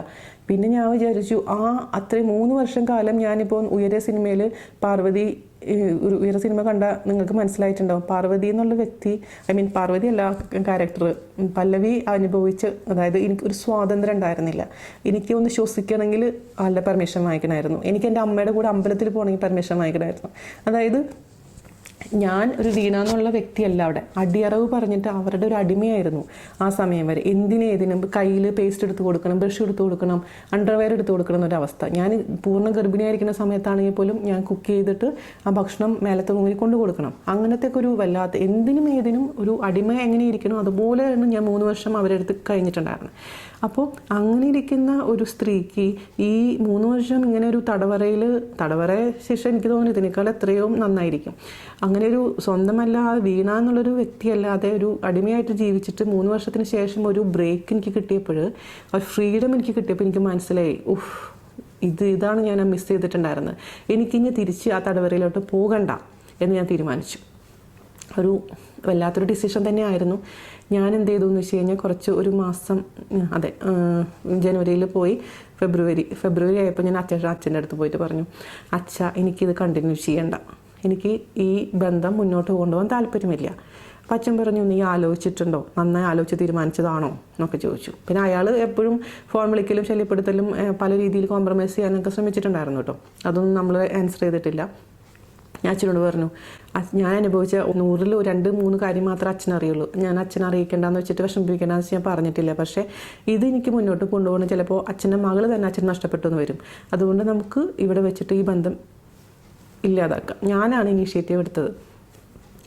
അപ്പം അമ്മ പറഞ്ഞു, സമൂഹം എന്ത് പറയും, ആൾക്കാരെങ്ങനെ ഫേസ് ചെയ്യും, ആൾക്കാർ ചോദിക്കുമ്പോൾ നീ എന്ത് പറയും, ഞാൻ പറയും എന്ത് പറയാനാണ്, എൻ്റെ ജീവിതത്തിൽ വരുന്ന സുഖമാണെങ്കിലും ദുഃഖമാണെങ്കിലും ഞാനാണ് അനുഭവിക്കേണ്ടത്. സമൂഹത്തിൽ ആരും വന്ന് എൻ്റെ ദുഃഖം ഏറ്റുവാങ്ങാൻ ആരും ഷെയർ ചെയ്യാനില്ല, ഇല്ലേ? അപ്പോൾ ഇപ്പോൾ എനിക്ക് എന്തെങ്കിലും സംഭവിച്ച് 2 ദിവസം ഒന്ന് വിഷമിക്കുക, അത് കഴിഞ്ഞ് 3-ാമത്തെ ദിവസം അവരവരുടെ കാര്യങ്ങളിലോട്ട് ഇൻവോൾവ് ആവും. പക്ഷേ നഷ്ടം വന്നു കഴിഞ്ഞാൽ നിങ്ങൾക്ക് മാത്രമായിരിക്കും നഷ്ടം വരിക. എൻ്റെ അമ്മയ്ക്കും അച്ഛനും മാത്രം ഞാൻ നഷ്ടപ്പെട്ട് കഴിഞ്ഞാൽ നഷ്ടമായിട്ട് പറയാൻ പറ്റുള്ളൂ, അല്ലേ? അതുകൊണ്ട് നിങ്ങൾ സമൂഹത്തിന് വിടുക.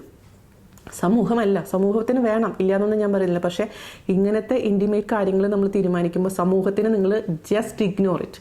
ഞാനിപ്പോൾ ഇതാണ് ഞാൻ ഡിസിഷൻ എടുത്തിരിക്കുന്നത്. അമ്മയ്ക്കും അച്ഛനും എൻ്റെ കൂടെ നിൽക്കാൻ പറ്റുമോ എന്ന് ഞാൻ ചോദിച്ചപ്പോൾ അച്ഛൻ പറഞ്ഞു, ഞാൻ കൂടെ നിൽക്കാമെന്ന്. അമ്മ ഇങ്ങനെ പറഞ്ഞു, നിനക്ക് ഇനി ഒരിക്കൽ പോലും തിരിച്ച് ഇങ്ങനെ ഒരു ഡിസിഷൻ എടുത്തു കഴിഞ്ഞാൽ തിരിച്ചു വരാൻ പറ്റില്ല, പിന്നെ തെറ്റായെന്നൊന്നും ഒരിക്കലും തോന്നരുത് എന്നൊക്കെ പറഞ്ഞു. ആദ്യം അമ്മ മുഴുവൻ പ്രകടിപ്പിച്ചു. ഞാൻ പറഞ്ഞു, ഒരിക്കൽ പോലും ഞാനൊരു പറയില്ല, ഞാനെടുത്ത ഡിസിഷനിൽ ഞാൻ ഉറച്ചു നിൽക്കണം അമ്മ എന്ന് പറഞ്ഞപ്പോൾ പിന്നെ അമ്മയെ സമ്മതിക്കേണ്ടതായിട്ട് വന്നു. അങ്ങനെയാണ് ഞങ്ങൾ ഡൈവേഴ്സ് മൂവ് ചെയ്ത്. പക്ഷെ ആ സമയത്ത് ഞാൻ പറഞ്ഞ പോലെ എനിക്കൊരു വല്ലാത്തൊരു റിലീഫായിരുന്നു. ജീവിതത്തിൽ പതുക്കെ ചിരിക്കാൻ തുടങ്ങി. അതുവരെ ഒരു ചിരി അഭിനയിക്കുകയായിരുന്നു ഞാൻ. മറ്റിപ്പോൾ എൻ്റെ ഫ്രണ്ട്സ് വരികയാണെങ്കിലും വീട്ടിൽ വരികയാണെങ്കിലും ഭയങ്കര വീണ ഹാപ്പിയാണ്. പക്ഷേ എൻ്റെ വിഷമം ഞാൻ അനുവിനോടത്ത് മാത്രമേ ഷെയർ ചെയ്തിട്ടുള്ളൂ. കാരണം എനിക്ക് മറ്റുള്ളവരുടെ മുന്നിൽ ഒരു ദുഃഖപുത്രിയായിട്ടിരിക്കാൻ താല്പര്യമില്ല. അപ്പോൾ അതുവരെ ഡൈവേഴ്സ് വീണ പിരിഞ്ഞു എന്ന് കേൾക്കുമ്പോഴും പലർക്കും അത് വിശ്വസിക്കാൻ പറ്റുന്നുണ്ടായിരുന്നില്ല. കാരണം അവർ കണ്ടിരിക്കുന്ന വീണ എന്ന് പറഞ്ഞാൽ എപ്പോഴും ചിരിച്ച് കളിച്ച് നടക്കുന്നൊരു വീണ മാത്രമാണ്. ഒരിക്കൽ പോലും അവർക്കത് ആക്സെപ്റ്റ് ചെയ്യാൻ പറ്റുന്നുണ്ടായിരുന്നില്ല. അപ്പം നമ്മളത് വക്കീലിനെ പോയി കണ്ടപ്പോഴും വക്കീൽ പറഞ്ഞൊരു കാര്യം എന്താണെന്ന് വെച്ച് കഴിഞ്ഞാൽ, ഡൈവേഴ്സാണ്, എത്ര കാലം എടുക്കുന്ന അറിയില്ല, ചിലപ്പോൾ 1 വർഷമോ 2 വർഷമോ ചിലപ്പോൾ വർഷങ്ങളോളം നീണ്ടുപോയിരിക്കും. അത് ഓപ്പോസിറ്റുള്ള ആളെ അനുസരിച്ചിരിക്കും. അതുകൊണ്ട് അതൊക്കെ ഫേസ് ചെയ്യാൻ താല്പര്യമുണ്ടോ, ഫേസ് ചെയ്യാൻ നിങ്ങൾക്ക് പറ്റുമെങ്കിൽ മാത്രം നമുക്കത് പ്രൊസീഡ് ചെയ്താൽ മതി എന്ന് പറഞ്ഞു. ഞാൻ പറഞ്ഞു, എനിക്ക് യാതൊരു ബുദ്ധിമുട്ടുമില്ല, ഞാൻ എത്ര കാലം വേണമെങ്കിൽ കാത്തിരിക്കാം. ഇതിൽ നിന്ന് എനിക്കൊരു മോചനം വേണം, ഇനി എനിക്ക് സഹിക്കാൻ പറ്റില്ല. അപ്പോൾ എനിക്ക് എൻ്റെ കുഞ്ഞിനെ വളർത്തണം, അതാണ് എൻ്റെ പ്രയോറിറ്റി. ഇനി മറ്റേന്ന് പറഞ്ഞാൽ എനിക്കിപ്പോൾ എൻ്റെ ജീവിതം അവസാനിപ്പിച്ച് പോകാൻ ഒറ്റയായിരുന്നെങ്കിൽ നമുക്ക് അങ്ങനെയൊക്കെ ചിന്തിക്കാൻ പറ്റും. പക്ഷേ ഇനി ഞാനൊരു ആത്മഹത്യനെ കുറിച്ച് ചിന്തിക്കില്ല. കാരണം എൻ്റെ കൊച്ചിന് വേണ്ടി ജീവിക്കണം എന്ന് ഞാൻ പറഞ്ഞു. അപ്പോൾ അവർ ചോദിച്ചു, അമ്മ അച്ഛനൊക്കെ ചോദിച്ചു, എങ്ങനെ നീ കുഞ്ഞിനെ വളർത്തും? അപ്പോൾ അമ്മയുടെ ചോദ്യം ശരിയാണ്. ഒരു അമ്മേനെ സംബന്ധിച്ചിടത്തോളം അതൊരു വലിയ ചോദ്യം തന്നെയാണല്ലേ. അവരുടെ മോൾ ഇങ്ങനെ ഒരു ഡിസിഷൻ എടുക്കുമ്പോൾ ഏതൊരു അമ്മയ്ക്ക് ഉണ്ടാകുന്ന ഒരു ആദ്യമാണ് എൻ്റെ അമ്മയ്ക്ക് ഉണ്ടായിരുന്നത്. അങ്ങനെയാണ് നമ്മൾ ഇത് പ്രൊസീഡ് ചെയ്യുന്നത്. നമുക്ക് എല്ലാ കാര്യങ്ങളും നമ്മുടെ പാരൻസിൻ്റെ അടുത്ത് നമുക്ക് പറയാൻ പറ്റില്ല. ചില കാര്യങ്ങൾക്ക് ചില പരിമിതികളുണ്ട്. ശരി, എത്ര സ്നേഹമുള്ള പാരൻസ് ആണെങ്കിലും, അതായത് ഇപ്പം എൻ്റെ പാരൻസ് എന്ന് പറയുമ്പോൾ അവർ അച്ഛനും അമ്മ എന്നുള്ള രീതിയിൽ തന്നെയാണ്, അല്ലാണ്ട് ഒരു ഫ്രണ്ട്സ് ആയിരുന്നില്ല. ഇപ്പം ഞാൻ നമ്മുടെ മക്കളുടെ അടുത്ത് പോലെ എല്ലാ കാര്യങ്ങളും ഓപ്പണായി പറയുന്ന അച്ഛനമ്മ ആയിരുന്നില്ല അവർ, എത്രയും നല്ല പാരൻസ് ആണെങ്കിൽ പോലും. അപ്പം എനിക്ക് ആ ഒരു ഫ്രീഡം എൻ്റെ അമ്മയുടെ അച്ഛൻ്റെ അടുത്ത് ഉണ്ടായിരുന്നില്ല പറയുകയാണെന്നുണ്ടെങ്കിൽ. അപ്പം എൻ്റെ മനസ്സിൻ്റെ വിങ്ങലും എൻ്റെ മനസ്സിൻ്റെ വിഷമങ്ങളും എനിക്ക് ആരെങ്കിലും അടുത്തൊന്ന് ഷെയർ ചെയ്തേ പറ്റൂ. നമ്മുടെ ജീവിതത്തിൽ ഒരു നല്ലൊരു കൂട്ടുകാരി ഉണ്ടെങ്കിൽ ഞാൻ ഭയങ്കര ബ്ലെസ്ഡാണ് ആ കാര്യത്തിൽ, പറയാതിരിക്കാൻ പറ്റില്ല. എനിക്ക് ഒരുപാട് കൂട്ടുകാരികളുണ്ട്, ഇല്ലാതൊന്നുമില്ല. പക്ഷേ കൂട്ടുകാരെന്ന് പറയുമ്പോൾ 2 തരത്തിലുള്ള കൂട്ടുകാരുണ്ടാവും. സന്തോഷത്തിൽ കൂടെ നിൽക്കുന്ന ആൾക്കാരുണ്ടാവും, ദുഃഖത്തിലും സന്തോഷത്തിലും കൂടെ നിൽക്കുന്ന ആൾക്കാരുണ്ടാവും. അപ്പോൾ അങ്ങനെയുള്ള കൂട്ടുകാരാണ് കൂടുതൽ എനിക്കുള്ളത്. പക്ഷേ ആ സമയത്ത് എൻ്റെ ദുഃഖങ്ങളായിരുന്നു കൂടുതലുണ്ടായിരുന്നത്.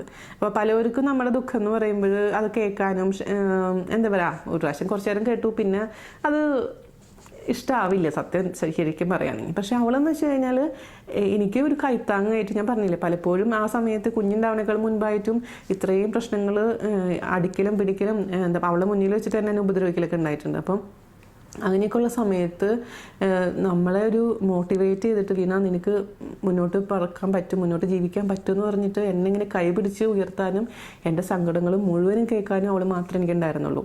അപ്പോൾ ആനു ഇപ്പോൾ ഞാൻ പറഞ്ഞില്ല, ഞാനിപ്പോൾ ഇന്നിവിടെ നിൽക്കുന്നതിന് പലരും കാരണക്കാരാണ്. അപ്പോൾ ആ ചേച്ചി അടക്കം, ആ ചേച്ചി, എൻ്റെ അനു, ഇപ്പം എൻ്റെ പാരൻസ്, അങ്ങനെ ഒരുപാട് പേര് ആ സമയത്ത് കൈത്താങ്ങായതുകൊണ്ട് മാത്രമാണ് ഞാൻ മുന്നോട്ട് പോയത്. അങ്ങനെ ഡൈവേഴ്സിൻ്റെ കേസ് ഒരു വഴിക്ക് നടന്നുകൊണ്ടിരിക്കുകയാണ്. അപ്പോൾ എന്താ പറയുക, അപ്പോൾ എന്താ വെച്ചാൽ എൻ്റെ പരിപാടി എന്ന് വെച്ച് കഴിഞ്ഞാൽ രാവിലെ മുഴുവൻ ബിസി ആയിരിക്കും, കുട്ടിയുടെ കാര്യങ്ങളും പിന്നെ വീട്ടിലാരെങ്കിലുമൊക്കെ വരും, അങ്ങനെയൊക്കെ ആയിട്ട് എപ്പോഴും തിരക്കായിരിക്കും. അത് കഴിഞ്ഞിട്ട് പിന്നെ എൻ്റെ ഒരു സമയം എന്ന് പറഞ്ഞാൽ രാത്രി മോനെയൊക്കെ ഉറക്കി ഒന്ന് ഫ്രീ ആവുന്ന സമയത്ത്, അന്നൊക്കെ അതെ ഫോണുണ്ട് കേട്ടോ, റിലയൻസ്, എനിക്ക് ഓർമ്മയില്ല, എന്തോ ഒരു ചെറിയൊരു മൊബൈൽ ഫോണാണ്, അല്ല ലാൻഡ് ഫോൺ തന്നെയാണ്, ലാൻഡ് ഫോണിൽ ഞാൻ വിളിക്കാറില്ല. അപ്പം അവളുടെയും ജോലിയൊക്കെ കഴിഞ്ഞ് രാത്രി ഉറങ്ങാൻ പോണേക്കാളും 1 മണിക്കൂർ ഞാനായിട്ട് സംസാരിക്കും. അതിൽ പ്രകാശ് ചേട്ടനോട് എനിക്ക് ഒരുപാട് നന്ദിയുണ്ട്. കാരണം പല ഭർത്താക്കന്മാരും ഇങ്ങനെ ഫ്രണ്ട്ഷിപ്പ് കാത്തു സൂക്ഷിക്കാൻ സമ്മതിക്കാറില്ല. എൻ്റെ ഒരു ഭാഗ്യം എന്താണെന്ന് വെച്ച് കഴിഞ്ഞാൽ എൻ്റെ പ്രകാശ് ചേട്ടൻ, അതായത് അനുവിൻ്റെ ഹസ്ബൻഡ് ആണെങ്കിലും ഞങ്ങൾ റിലേഷൻ അത്രമാത്രം മനസ്സിലായിട്ടുള്ള ഒരാളാണ്, അല്ലെങ്കിൽ ഒരാൾ സമ്മതിക്കില്ല. അപ്പോൾ അദ്ദേഹം കിടന്നുറങ്ങും, ഞങ്ങൾ 1 മണിക്കൂർ ഇങ്ങനെ സംസാരിക്കും എല്ലാ ദിവസവും രാത്രി. കാരണം ചേട്ടൻ എൻ്റെ അവസ്ഥ അറിയായിരുന്നു. കാരണം ചേട്ടനും ഈ 3 വർഷം ഞാൻ അനുഭവിച്ചൊക്കെ കണ്ടിട്ടുണ്ട്, അതിന് വഴി അറിഞ്ഞിട്ടുള്ളൊരാളാണ്. അപ്പോൾ എന്താ പറയുക, ഈ പല്ലവി ഉയര സിനിമയിൽ പല്ലവി അനുഭവിച്ച പോലെ തന്നെ ഞാനിപ്പോൾ അവരുടെ വീട്ടിലൊക്കെ പോയി നിൽക്കുന്ന സമയത്ത് ഫോൺ വിളിക്കുമ്പോഴാണെങ്കിലും എനിക്ക് ഒക്കെ കൊള്ളത്തരം പറയേണ്ടി വരും. മറ്റേ പുള്ളിക്കാരൻ പറഞ്ഞു, നീ ഭക്ഷണം കഴിച്ചു, നീ എന്താ ഫോൺ വിളിച്ചിട്ട് എടുക്കാതിരുന്നത്? ഞാൻ പറഞ്ഞു, ഞാൻ ഫുഡ് കഴിച്ചുകൊണ്ടിരിക്കുകയായിരുന്നു. അതെന്താ ഫുഡ് കഴിക്കുമ്പോൾ ഫോൺ എടുക്കാൻ പാടില്ലേ? ഇങ്ങനെയില്ലേ, നീ അത് ചെയ്തോ? അങ്ങനെ 24 മണിക്കൂറും അങ്ങേക്ക് റിപ്പോർട്ട് ചെയ്തുകൊണ്ടിരിക്കുന്ന ഒരവസ്ഥയാണ്. അപ്പോൾ പ്രകാശ് ചേട്ടൻ കളിയാക്കും, നീ എന്തുവാടി ഇങ്ങനെ ഇരിക്കുന്നത്, ഇങ്ങനെയാണോ, നീ ഇങ്ങനെ ആവല്ലേ എന്നൊക്കെ പറഞ്ഞ്. അപ്പോൾ പ്രകാശ് ചേട്ടൻ അത്ര സപ്പോർട്ടീവ് ആയിരുന്നു അനുവും ഞാനും തമ്മിലുള്ള റിലേഷന്.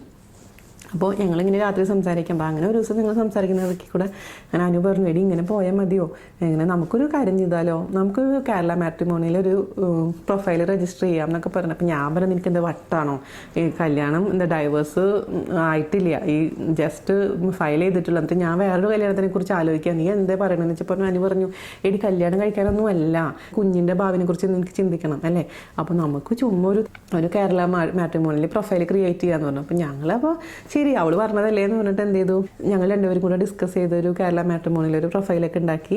അപ്പോൾ രണ്ടുപേരും കൂടി ഇരുന്നിട്ട് അതിൽ ഫോട്ടോ ഒന്നും ഇട്ടിട്ടില്ല, ഒരു പേരും ഇല്ല, നമ്പറല്ലേ, ID നമ്പറാണ്. അപ്പോൾ ഫോട്ടോൻ്റെ പ്ലേസിലും ഇങ്ങനെ ബ്ലാങ്ക് ആയിട്ടിരിക്കുന്ന ഫോട്ടോ ഇട്ടുണ്ടാന്ന് വിചാരിച്ചിട്ട് തന്നെ. എന്നിട്ട് പിന്നെ ഫോട്ടോ ഒക്കെ എടുക്കാനുള്ള ഒരു മാനസികാവസ്ഥയൊന്നും ആയിരുന്നില്ലല്ലോ. അപ്പോൾ ഒരു പ്രൊഫൈൽ ഉണ്ടാക്കി. പ്രൊഫൈലിൽ ഞാൻ എഴുതിയിട്ടുണ്ടായിരുന്നത് എന്താണെന്ന് വെച്ചാൽ എൻ്റെ ജീവിതകഥ ഡീറ്റെയിൽ ആയിട്ട് എഴുതിയിട്ടുണ്ടായിരുന്നു. അതായത് ഇപ്പോൾ ഒരു ഡൈവേഴ്സ് നടന്നുകൊണ്ടിരിക്കുകയാണ്, കുഞ്ഞുണ്ട്, പിന്നെ എൻ്റെ കണ്ടീഷൻസ് എന്ന് പറഞ്ഞ് ഞാൻ ആദ്യം എഴുതിയിട്ടുണ്ടായിരുന്നത് എന്താണെന്ന് വെച്ചാൽ ഞാൻ ആരാണോ എൻ്റെ കുഞ്ഞിനെയും എന്നെയും പൂർണ്ണമായി അംഗീകരിക്കാൻ പറ്റുന്ന ഒരാൾ, അതും എൻ്റെ മോനെ അവരുടെ പേരക്കുട്ടിയായിട്ട് അംഗീകരിക്കാൻ പറ്റുന്ന പാരൻസ്, അതിനാണ് ഞാൻ ഇമ്പോർട്ടൻസ് കൊടുത്തിട്ടുണ്ടായിരുന്നത്. അപ്പം അങ്ങനെയുള്ളൊരു അച്ഛനമ്മയ്ക്കും ഒരു അപ്പൂപ്പനെ അമ്മൂമ്മനെ, അതായത് കല്യാണം കഴിക്കാൻ പോകുന്ന ആളുടെ അച്ഛനും അമ്മയ്ക്കും കൂടി സമ്മതമാവുന്ന രീതിയിൽ ഈ കുട്ടീനെ പൂർണ്ണമായി അക്സെപ്റ്റ് ചെയ്യാൻ പറ്റുന്നൊരു റിലേഷൻ മാത്രമേ ഞങ്ങളതിൽ പ്രതീക്ഷിക്കുന്നുള്ളൂ. പിന്നെ ഞാനതിൽ ടിക്ക് മാർക്ക് ഇട്ടിട്ടുണ്ടായിരുന്ന ഡൈവേഴ്സി ഓർ വിഡോവർ എന്ന് പറഞ്ഞ രീതിയിലാണ് ഞാൻ ടിക്ക് ചെയ്തിട്ടുണ്ടായിരുന്നത്. അല്ലാതെ സിംഗിൾ എന്നുള്ള ആൾക്കാർ നമ്മൾക്ക് ആലോചിക്കാൻ പോലും പറ്റില്ല. അപ്പോൾ എനിക്ക് അതിനുശേഷം പിറ്റേ ദിവസം ആയപ്പോഴേക്കിനും റെസ്പോൺസ് എന്ന് പറഞ്ഞാൽ അപാര റെസ്പോൺസ് ആയിരുന്നു. പ്രത്യേകിച്ചും പാരൻസ് ആയിരുന്നു നമുക്ക് മെസ്സേജൊക്കെ അയക്കുന്നുണ്ടായിരുന്നു, ഇതേപോലെ എൻ്റെ മകൻ ഇങ്ങനെ ഡൈവേഴ്സ് ചെയ്യാൻ, അല്ലെങ്കിൽ എൻ്റെ ഭാര്യ മരിച്ചുപോയി, അതുകൊണ്ട് ഒരു 2 കുട്ടികളുണ്ട്, നല്ലൊരു അമ്മേനെ വേണം എന്നൊക്കെ പറഞ്ഞിട്ട് മോസ്റ്റ്ലി ഇങ്ങനെ പാരൻസിൻ്റെ ആയിരുന്നു കേട്ടോ ഇങ്ങനെ വരുന്നുണ്ടായിരുന്നു. അപ്പോൾ നമ്മൾ രാത്രിയാകുമ്പോൾ ഇതേപോലെ മെയിലുകൾ ഇരുന്ന് വായിക്കും, അത് ഞങ്ങൾ തമ്മിൽ ഡിസ്കസ് ചെയ്യും. അതൊരു സത്യം പറഞ്ഞൊരു മനസ്സിനൊരു റിലാക്സേഷൻ എന്നുള്ള രീതിയിൽ അപ്പുറത്ത് ഒരിക്കൽ പോലും ആ നിമിഷം വരെ ഒരു കല്യാണത്തിനെ കുറിച്ച് ആലോചിച്ചിട്ടില്ല. അപ്പോൾ ചിലപ്പോൾ ചില ആൾക്കാർ എന്താ പറയുക ഫ്ലേർട്ട് ചെയ്യാൻ വേണ്ടിയിട്ട് മെസ്സേജ് അയക്കും. അപ്പോൾ ഞങ്ങൾക്ക് നേരം പോക്കിന് വേണ്ടി ഞങ്ങളിങ്ങനെ ചെയ്തുകൊണ്ടിരിക്കുകയായിരുന്നു. അപ്പോൾ ആ സമയത്ത് മാതൃഭൂമി പേപ്പറിൽ ഇങ്ങനെ ഒരു ആഡ് കണ്ടു. ആഡ് എന്ന് വെച്ചാൽ എന്നിട്ടാണ് അഗസ്ത്യ നാഡി ജ്യോതിശാലയം. അന്നെന്ന് പറഞ്ഞാൽ ഇപ്പോൾ നിങ്ങൾക്ക് അറിയാലോ, ഒരു കച്ചിത്തുരുമ്പ് കിട്ടിക്കഴിഞ്ഞാൽ നമ്മൾ പിടിച്ച് കയറുന്നൊരവസ്ഥയാണ്. അപ്പോൾ ഈ ജ്യോത്സ്യരുടെ അടുത്ത് പോയപ്പോൾ ജ്യോത്സ്യരൻ്റെ ജാതകം എഴുതിയിട്ടുള്ള നമ്മുടെ വീടിൻ്റെ അടുത്തുള്ള ചന്ദ്രപ്പണിക്കരായിരുന്നു.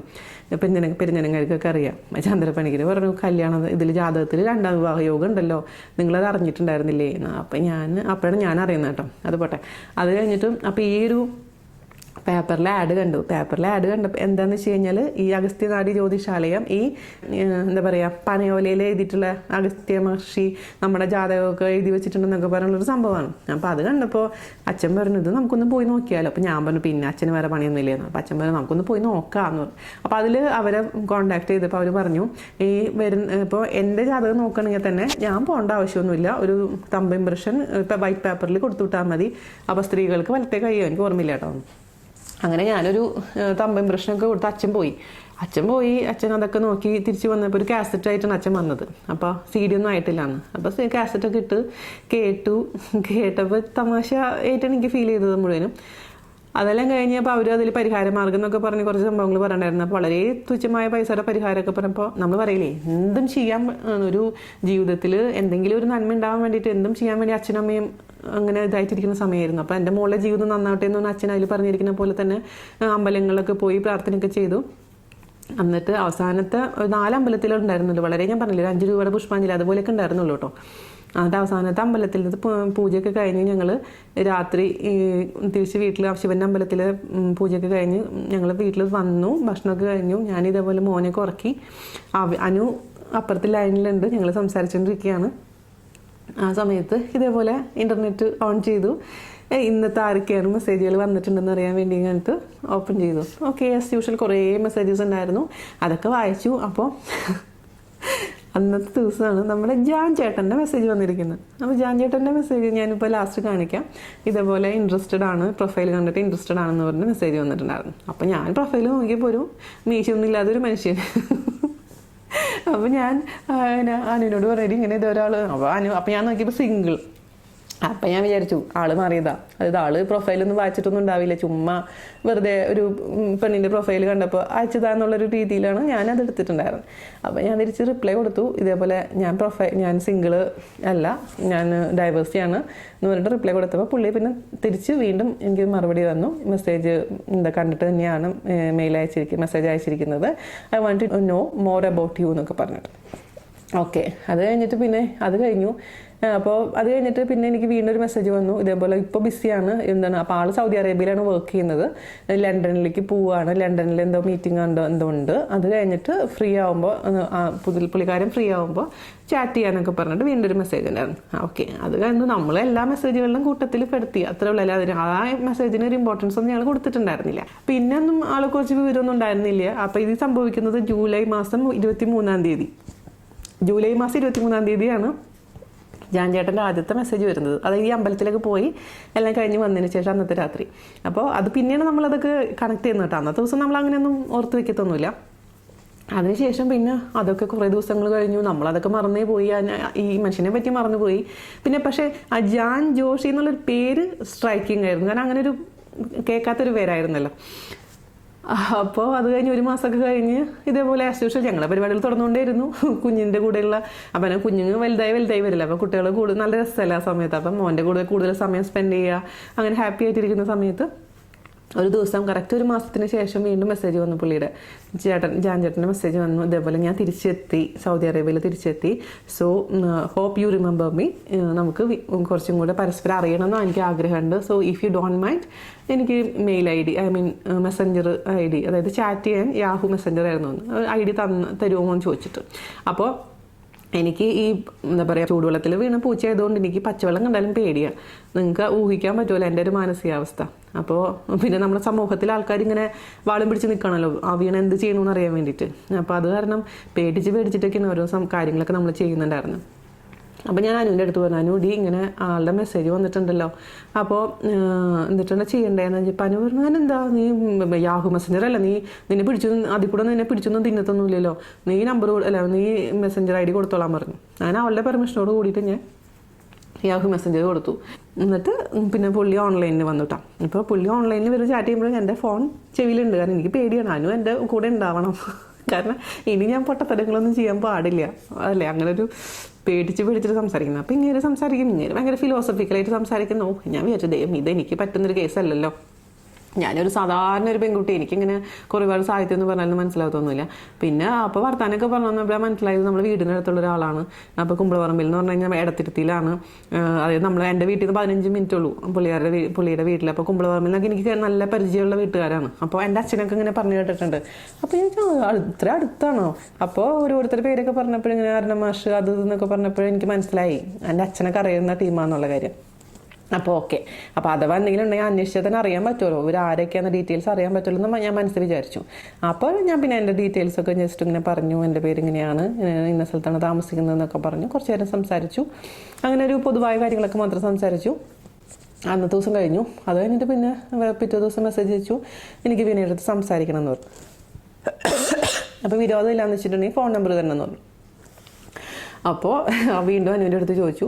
അനു പറഞ്ഞു എന്താ നീ ഫോൺ നമ്പർ കൊടുത്തോ? അപ്പോൾ ഈ സൗദി അറേബ്യ ആയതുകൊണ്ട് അവിടെ ഈ 3-4 സമയത്ത് വാങ്ങുള്ള സമയത്തൊക്കെ ഈ അവിടെ എന്താ പറയുക കഫേയൊക്കെ അടയ്ക്കും. അന്ന് ആൾക്ക് ലാപ്ടോപ്പ് ഒന്നും ഉണ്ടായിരുന്നില്ല. അപ്പോൾ കഫേയിൽ വന്നിട്ടാണ് ചാറ്റിങ് പരിപാടികളൊക്കെ ഉണ്ടായിരുന്നത്. അപ്പോൾ എന്നോട് പറഞ്ഞു ഫോണിൽ കൂടെ ഒന്ന് സംസാരിക്കണം, ശരിക്കും നേരിട്ട് വോയിസ് കേൾക്കണം എന്ന് പറഞ്ഞു.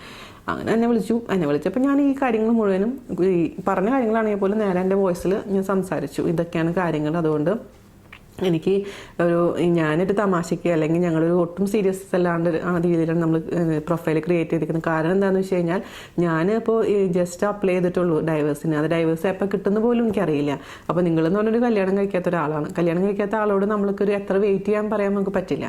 അതുകൊണ്ട് എൻ്റെ ജീവിതത്തിന് എനിക്ക് തന്നെ ഉറപ്പില്ല, എത്ര കാലം മുന്നോട്ട് പോകും ഈ ഡൈവേഴ്സ് കേസ് എന്നറിയില്ല. അതുകൊണ്ട് അപ്പോൾ പറഞ്ഞത് കുഴപ്പമൊന്നുമില്ല, വീണെല്ലാം ഓപ്പണായി പറഞ്ഞല്ലോ എന്നൊക്കെ പറഞ്ഞു. അപ്പം ഞാൻ പറഞ്ഞു ഞാനല്ല അവിടെ, എനിക്ക് ആദ്യം തന്നെ താങ്കൾ അനുവായിട്ട് സംസാരിക്കണം.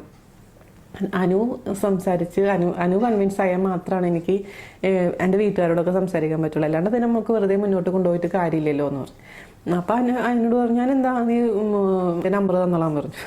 എന്നിട്ട് അനുവിൻ്റെ നമ്പർ കൊടുത്തു. അങ്ങനെ അനുവിനെ വിളിച്ച് പുള്ളിക്കാരെ സംസാരിച്ചു. അപ്പോൾ അനു ഇംപ്രസ്ഡ് ആയി. അനു വിളിച്ചിട്ട് അനു പറഞ്ഞിട്ട് കൊള്ളാം, കുഴപ്പമൊന്നുമില്ല, നല്ല ജെനുവിൻ ആയിട്ടുള്ള ആളായിട്ടാണ് തോന്നുന്നത്. അപ്പോഴും നമുക്ക് ഈ പറഞ്ഞ പോലെ വോയിസ് മാത്രമല്ലേ കേട്ടുള്ളൂ, നേരെ കാണാണ്ട് എങ്ങനെ വിശ്വസിക്കാൻ പറ്റുന്നത്? കാരണം ഒരാൾ നമ്മളെ ചതിച്ചിരിക്കുന്ന ഈ സമയത്താണ്. അപ്പോൾ വേറെ ആൾ ഇതിൽ കൂടെ ഇൻ്റർനെറ്റിൽ കൂടെ കേരള മാട്രിമോണി കൂടെ കണ്ടിട്ട് മാത്രം നമുക്കൊരാൾ വിശ്വസിക്കാൻ പറ്റില്ല. അപ്പോൾ പക്ഷേ ഞാൻ പറഞ്ഞ പോലെ കുമ്പളപ്പറമ്പും കാര്യങ്ങളൊക്കെ ഞാൻ ഏകദേശം കൂട്ടുകാരനെ വെച്ചിട്ടൊക്കെ അന്വേഷിപ്പിച്ചിട്ടുണ്ടായിരുന്നു. അപ്പോൾ ഈ കുമ്പളപ്പറമ്പ് എന്ന് പറയുമ്പോൾ നമ്മൾ വീടിൻ്റെ അടുത്ത് നിന്ന് ഒരു 15 മിനിറ്റിൻ്റെ ഡിസ്റ്റൻസ് ഉള്ളൂ കേട്ടോ. അപ്പോൾ കല്യാണം കഴിച്ചതിന് ശേഷം ചിലർ പറഞ്ഞു അവർ പണ്ടേ പ്രായത്തിലായിരുന്നു അതുകൊണ്ട് ഡൈവേഴ്സ് ചെയ്തതെന്ന് പോലും ആൾക്കാർ പറഞ്ഞിട്ടുണ്ട്. അതുപോട്ടെ. അപ്പോൾ കുട്ടേട്ടൻ അറിയാവുന്ന രീതിയിലൊക്കെ അന്വേഷിച്ചു, കുഴപ്പമില്ല എന്നൊക്കെ പറഞ്ഞു. അപ്പം നമ്മൾ കുട്ടേട്ടൻ്റെ അടുത്ത് എല്ലാം ഓപ്പണായി പറയും കേട്ടോ. പിന്നെ എൻ്റെ ഇളയച്ചനുണ്ട്, ദേവളച്ചൻ. ഇളയച്ചൻ്റെ അടുത്ത് ഞാൻ കാര്യം പറഞ്ഞിട്ടുണ്ടായിരുന്നു. അപ്പോൾ ഇളയച്ചനാണ് എൻ്റെ അച്ഛൻ്റെ അടുത്ത് ഇത് അവതരിപ്പിക്കുന്നത്. അതിനുശേഷം അച്ഛൻ അന്വേഷിച്ചു. അച്ഛൻ വെച്ചപ്പോൾ നമ്മുടെ പാർട്ട്ണറുണ്ട്, കോളേജൊക്കെ നമുക്ക് എഞ്ചിനീയറിംഗ് കോളേജുണ്ട് പഴനിയിൽ. അപ്പോൾ അതിൻ്റെ പാർട്ട്ണറുണ്ട്. ആ ചേട്ടൻ്റെ അടുത്ത് അന്വേഷിച്ചപ്പോഴും നല്ല അഭിപ്രായമായിരുന്നു. പക്ഷേ ഇങ്ങനെ ഒരു ബുദ്ധിജീവിയാണ് എന്നൊക്കെയാണ് പുള്ളിക്കാരൻ പറഞ്ഞത്. പക്ഷേ നല്ല ആളാണ്. പിന്നെ എന്താണ് ഭയങ്കര പഠിപ്പിസ്റ്റ് ചിലപ്പോഴും പുസ്തകമാണ്. അങ്ങനെയൊക്കെയാണ്. അവർക്ക് അത്ര എന്താ പറയുക ക്യാരക്ടർ വൈസ് ഒന്നും അത്ര അറിയില്ലെങ്കിൽ പോലും ആ കുടുംബത്തിനെ അച്ഛനും അമ്മേനെയും കുറിച്ചും കാര്യങ്ങളൊക്കെ മനസ്സിലാക്കിയിട്ടുണ്ടായിരുന്നു. അപ്പോൾ അച്ഛനും പറഞ്ഞു കുഴപ്പമൊന്നുമില്ല എന്ന് പറഞ്ഞു. അപ്പോൾ അതിന് അലക്ഷനാണ് ഇങ്ങനെ നമുക്ക് എപ്പോഴും നമ്മുടെ ബാക്ക് ആയിട്ട് നിൽക്കുന്നുണ്ടായിരുന്നു. കാരണം എൻ്റെ അലക്ഷൻ എന്ന് പറഞ്ഞാൽ അച്ഛൻ്റെ അനിയൻ എൻ്റെ ഒരു ഫ്രണ്ട് പോലെയായിരുന്നു. കാരണം എല്ലാം ഞാൻ അലക്ഷൻ്റെ അടുത്ത് ഓപ്പണായി പറയുമായിരുന്നു.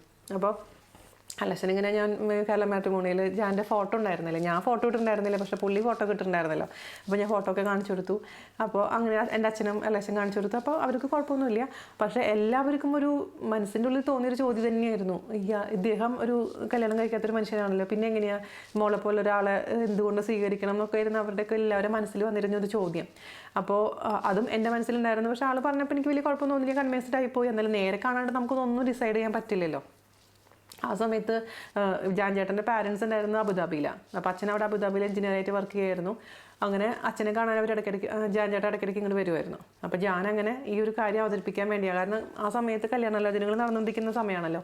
അപ്പോൾ അവരാണെന്ന് വെച്ചാൽ ഇങ്ങനെ പെൺകുട്ടികളെ ഫോട്ടോസൊക്കെ ഇങ്ങനെ അയച്ചു കൊടുത്തുകൊണ്ടിരിക്കുന്നുണ്ട്. ഇങ്ങനെ കാര്യങ്ങളൊക്കെ ജാതകം നോക്കലും കാര്യങ്ങളൊക്കെ ആയിട്ട് അവരിങ്ങനെ മോന് വേണ്ടി ഇങ്ങനെ പെൺകുട്ടീനെ അന്വേഷിക്കുന്ന തിരക്കിലാണ്. ആ സമയത്താണ് ജാൻ ഇങ്ങനെ വീട്ടിൽ വന്നിട്ട് അബുദാബിയിൽ വന്നിട്ട് അച്ഛൻ്റെ അമ്മയുടെ അടുത്ത് ഇങ്ങനെ കാര്യം അവതരിപ്പിക്കുന്നത്. അപ്പോൾ ഇനി അച്ഛനും അമ്മയും കല്യാണം എനിക്ക് വേണ്ടി നോക്കണ്ട, ഞാൻ ഓൾറെഡി ഒരാളെ കണ്ടെത്തിയിട്ടുണ്ട്, ഇതേപോലെ ആണ് കാര്യങ്ങൾ എന്നൊക്കെ പറഞ്ഞ് എൻ്റെ ഡീറ്റെയിൽസൊക്കെ അവരുടെ അടുത്ത് പറയാം. അപ്പോൾ ആ സമയത്ത് ആ അച്ഛനും അമ്മയ്ക്ക് ഉണ്ടാവുന്ന ആ ഒരു അവസ്ഥ നിങ്ങളൊന്ന് ആലോചിച്ച് നോക്കിയിട്ടുണ്ടോ? എനിക്ക് ആലോചിക്കാനേ പറ്റില്ല. കാരണം എനിക്ക് ഒരിക്കൽ പോലും അതായത് അഥവാ അവർ പറ്റില്ല എന്ന് പറഞ്ഞിട്ടുണ്ടായിരുന്നെങ്കിൽ പോലും എനിക്ക് അവരൊരിക്കലും കുറ്റം പറയാൻ പറ്റില്ല. കാരണം ഒറ്റ മോൻ, അവർക്ക് എന്തോ ആഗ്രഹങ്ങളും സ്വപ്നങ്ങളും ഉണ്ടായിട്ടുണ്ടാവും. അപ്പോൾ ആ സമയത്ത് ആ മോൻ വന്ന് പറയാണ്, എനിക്ക് നിങ്ങൾ ഇനി പെണ്ണ് നോക്കണ്ട, ഞാനിങ്ങനെ കല്യാണം കഴിക്കാൻ അത് ശരി, കല്യാണം കഴിക്കാൻ പോകണമെന്നുള്ളതിലല്ല കാര്യം. കാരണം ഒരു കുട്ടിയുള്ളൊരു പെണ്ണിനെ, അതും ഡൈവേഴ്സ് കഴിഞ്ഞില്ല, ഡൈവേഴ്സ് കേസ് നടന്നുകൊണ്ടിരിക്കുന്നത്, അത് എപ്പോഴാണ് കഴിയുകയെന്ന് അറിയില്ല, അങ്ങനെ ഇരിക്കുന്ന ഒരു സിറ്റുവേഷനിലിരിക്കുന്ന ഒരു പെൺകുട്ടീനെയാണ് ഞാൻ കണ്ടുവച്ചിരിക്കുന്നതെന്ന് പറയുമ്പോൾ ആ അച്ഛൻ്റെ അമ്മയുടെയും വികാരം എനിക്കറിയില്ല. അപ്പോൾ എന്നിട്ട് പോലും അച്ഛൻ പറഞ്ഞത് എന്താണെന്ന് വെച്ച് കഴിഞ്ഞാൽ, നീ ആലോചിച്ച് തീരുമാനിക്കൂ, കാരണം ഒരു പ്രാവശ്യത്തെ ഡിസിഷൻ എടുത്തു കഴിഞ്ഞാൽ പിന്നെ നമുക്ക് തിരുത്താൻ പറ്റില്ല, ആ കുട്ടിയുടെ ഭാവി നോക്കണം എന്നൊക്കെ പറഞ്ഞ് കുറേ രീതിയിൽ അച്ഛൻ സംസാരിച്ചെങ്കിൽ ഞാൻ ആ ഒരു ഇതിൽ ഞാൻ പറഞ്ഞത് എന്താണെന്ന് വെച്ച് കഴിഞ്ഞാൽ, ഞാൻ ഈ ഡിസിഷൻ എടുത്തു കഴിഞ്ഞു, ഞാൻ അവരെ ആ പെൺകുട്ടീനെ കണ്ടിട്ടില്ല, പക്ഷേ എങ്കിൽ പോലും ഞാൻ സംസാരിച്ചു, അവരെക്കുറിച്ച് അറിഞ്ഞു, എനിക്ക് ഒരുപാട് ഇഷ്ടപ്പെട്ടു, അപ്പോൾ അതിൽ നിന്ന് ഞാൻ പിന്മാറില്ല, നിങ്ങൾ അനുഗ്രഹത്തോടു കൂടിയാണെങ്കിൽ സന്തോഷം, നിങ്ങൾ സമ്മതിച്ചില്ലെങ്കിലും ഞാൻ കല്യാണം കഴിക്കുന്നതാണ് എൻ്റെ ഭർത്താവ് ആ സമയത്ത് ഞാൻ പറഞ്ഞത്. അപ്പോൾ പിന്നെ ആ അച്ഛനമ്മയ്ക്കും എന്താ പറയുക, മോൻ്റെ സന്തോഷമാണ് അവർക്ക് വലുത് അല്ലേ. അങ്ങനെ ഒരു ദിവസം എന്നോട് വിളിച്ച് പറഞ്ഞു, ഞങ്ങൾ നാട്ടിൽ വരികയാണ്, അച്ഛനും അമ്മയ്ക്കും നിന്നെ കാണണമെന്ന് പറഞ്ഞു. അപ്പോൾ ഒരു ഉറപ്പില്ലാത്തൊരു കല്യാണം എന്ന് ആലോചിക്കണം, ഡൈവേഴ്സ് കിട്ടിയിട്ടില്ല, അതോ നിങ്ങൾ ഓർക്കണം. അപ്പം അങ്ങനെ സെപ്റ്റംബർ 9 എന്നുള്ള ദിവസം എല്ലാവരും കൂടി എന്നെ കാണാൻ വന്നു. അപ്പോൾ എൻ്റെ കുഞ്ഞവിടെ ഹോളിൽ ഇങ്ങനെ കളിച്ചുകൊണ്ടിരിക്കുന്നു, ആ അച്ഛനമ്മയും കുട്ടീനെ നോക്കിക്കൊണ്ടിരിക്കുന്നു, എനിക്കത് കാണാം, അവരുടെ മനസ്സിൽ കൂടെ എന്തൊക്കെ ആ നിമിഷം കടന്നുപോയ കാര്യങ്ങളൊക്കെ പോട്ടെ. അപ്പം അതെല്ലാം കഴിഞ്ഞ് എന്നെ കണ്ടു, സംസാരിച്ചു. എന്നിട്ട് അച്ഛൻ ഇങ്ങനെ എൻ്റെ മുന്നിൽ വെച്ചിട്ട് ജാൻ്റെ അടുത്ത് പറഞ്ഞു, ഞങ്ങൾക്ക് യാതൊരു ബുദ്ധിമുട്ടില്ല, ഞങ്ങൾക്ക് സമ്മതമാണ്, പക്ഷേ നീ എനിക്കൊരു വാക്ക് തരണം. അതായത് ജാൻ്റെ അടുത്ത് ജാൻ്റെ അച്ഛൻ പറഞ്ഞൊരു കാര്യമാണ്, ഈ കുട്ടി ഒരുപാട് ബുദ്ധിമുട്ടിൽ കൂടെയും ഒരുപാട് സങ്കടത്തിൽ കൂടെയൊക്കെ കടന്നുപോയ കൊച്ചാണ്, നീ ഒരിക്കൽ പോലും എൻ്റെ മോൻ ഒരിക്കലും ആ കുട്ടീനെ കരയിപ്പിക്കാൻ പാടില്ല. അതാണ് ആ അച്ഛൻ ആ മോൻ്റെ അടുത്ത് പറഞ്ഞിട്ടുണ്ടായിരുന്നു. അപ്പോൾ അത്ര നല്ലൊരു അച്ഛനെ അവിടെ കിട്ടാനോ പുണ്യം ചെയ്യണ്ടേ. കരയണ്ടെന്നൊക്കെ വെച്ചതാ, പക്ഷേ മനുഷ്യനല്ലേ, കരഞ്ഞു പോവും. ഓക്കെ പോട്ടെ, അതൊക്കെ വിട്ടോളട്ടെ. അങ്ങനെ അച്ഛൻ അമ്മയുടെ ഹാപ്പി ആയിട്ട് അവസാനം എൻ്റെ കൈ പിടിച്ചിട്ട് പറഞ്ഞു, ഞങ്ങൾക്ക് സമ്മതമാണെന്ന് പറഞ്ഞിട്ടാണ് അച്ഛനമ്മയും അവിടെ നിന്ന് പോയത്. അത് കഴിഞ്ഞിട്ട് പിന്നെ കുറേ പ്രാവശ്യം പുള്ളി ഒരു മാസം നാട്ടിലുണ്ടായിരുന്നു, വെക്കേഷന് വന്നിരുന്നു, സെപ്റ്റംബർ 8 വന്നിട്ട് ഒരു മാസം കഴിഞ്ഞിട്ടാണ് തിരിച്ചു പോയത്. അപ്പോൾ ആ സമയത്ത് ഡൈവേഴ്സ് ഒരു എന്താ പറയുക കുടുംബ കോടതിയിലൊക്കെ പോകാൻ എൻ്റെ കൂടെ എൻ്റെ സെക്യൂരിറ്റി ഗാർഡായിട്ട് വന്നിട്ടുണ്ടായിരുന്നു ജാൻചേട്ടനായിരുന്നു. അപ്പോൾ എനിക്ക് പേടിയായിരുന്നു. അപ്പോൾ മോനെ ആൾ എടുത്ത് കയ്യിൽ പിടിക്കും, ഞാൻ കോടതിയിലോട്ട് പോകും. അങ്ങനെ കുറേ നേരം നിന്നും ജഡ്ജി വർത്തമാനം പറയും, കേൾക്കും. ആ ഒരു എക്സ്പീരിയൻസ് ഒക്കെ ഉണ്ടായിരുന്നു. പക്ഷേ അപ്പോഴും അവരുടെ ഭാഗത്തുനിന്ന് വക്കീൽ മാത്രം വന്നിട്ടുണ്ടായിരുന്നില്ല, അയാൾ വന്നിട്ടുണ്ടായിരുന്നില്ല. അതന്നെ ഒരു വലിയ ഭാഗ്യമായിരുന്നു. അപ്പോൾ കോടതി ചോദിച്ചത് എന്താണെന്ന് വെച്ചപ്പോൾ വക്കീൽ പറഞ്ഞു അയാൾക്ക് അസുഖമായിട്ട് കിടക്കണം അങ്ങനെയെന്നൊക്കെ പറഞ്ഞ് കുറേ പ്രാവശ്യം നീട്ടി വെച്ചു. അവസാനം വക്കീൽ നമ്മുടെ അടുത്ത് പറഞ്ഞു, ഭാഗ്യമാണ്, കാരണം ഒരു വന്നിട്ടില്ലെങ്കിൽ ഇത്ര പ്രാവശ്യം വന്നിട്ടില്ലെങ്കിൽ നമുക്ക് എക്സ്പാർട്ടി എന്ന് പറഞ്ഞ സംഭവം കിട്ടും. എക്സ്പാർട്ടി കിട്ടിക്കഴിഞ്ഞിട്ട് ഒരു മാസം കൂടെ വെയിറ്റ് ചെയ്തിട്ട് ആ ഒരു മാസത്തിനുള്ളിലും അവരൊന്നും റെസ്പോണ്ട് ചെയ്തിട്ടില്ലെങ്കിൽ നിങ്ങൾക്ക് ഓട്ടോമാറ്റിക്കലി ഡൈവേഴ്സ് കിട്ടുമെന്ന് പറഞ്ഞു. അപ്പം അതൊരു വലിയൊരു എന്താ പറയുക, നമ്മുടെ അഗസ്ത്യ നാഡി ജ്യോതിഷാലയത്തിലത്തെ കാസറ്റിൽ പറഞ്ഞ പോലെ ഡൈവേഴ്സ് കിട്ടുന്നുള്ള ഒരു ധൈര്യം വന്നു തുടങ്ങി. അപ്പോൾ ജാൻ്റെ പാരൻസിൻ്റെ അടുത്ത് ഇങ്ങനെ പറഞ്ഞു, ഇങ്ങനെ മിക്കവാറും നമുക്ക് ഡൈവേഴ്സ് കിട്ടും, അപ്പോൾ കല്യാണത്തിൻ്റെ കാര്യങ്ങൾക്ക് തീരുമാനിക്കണം എന്നൊക്കെ പറഞ്ഞ്.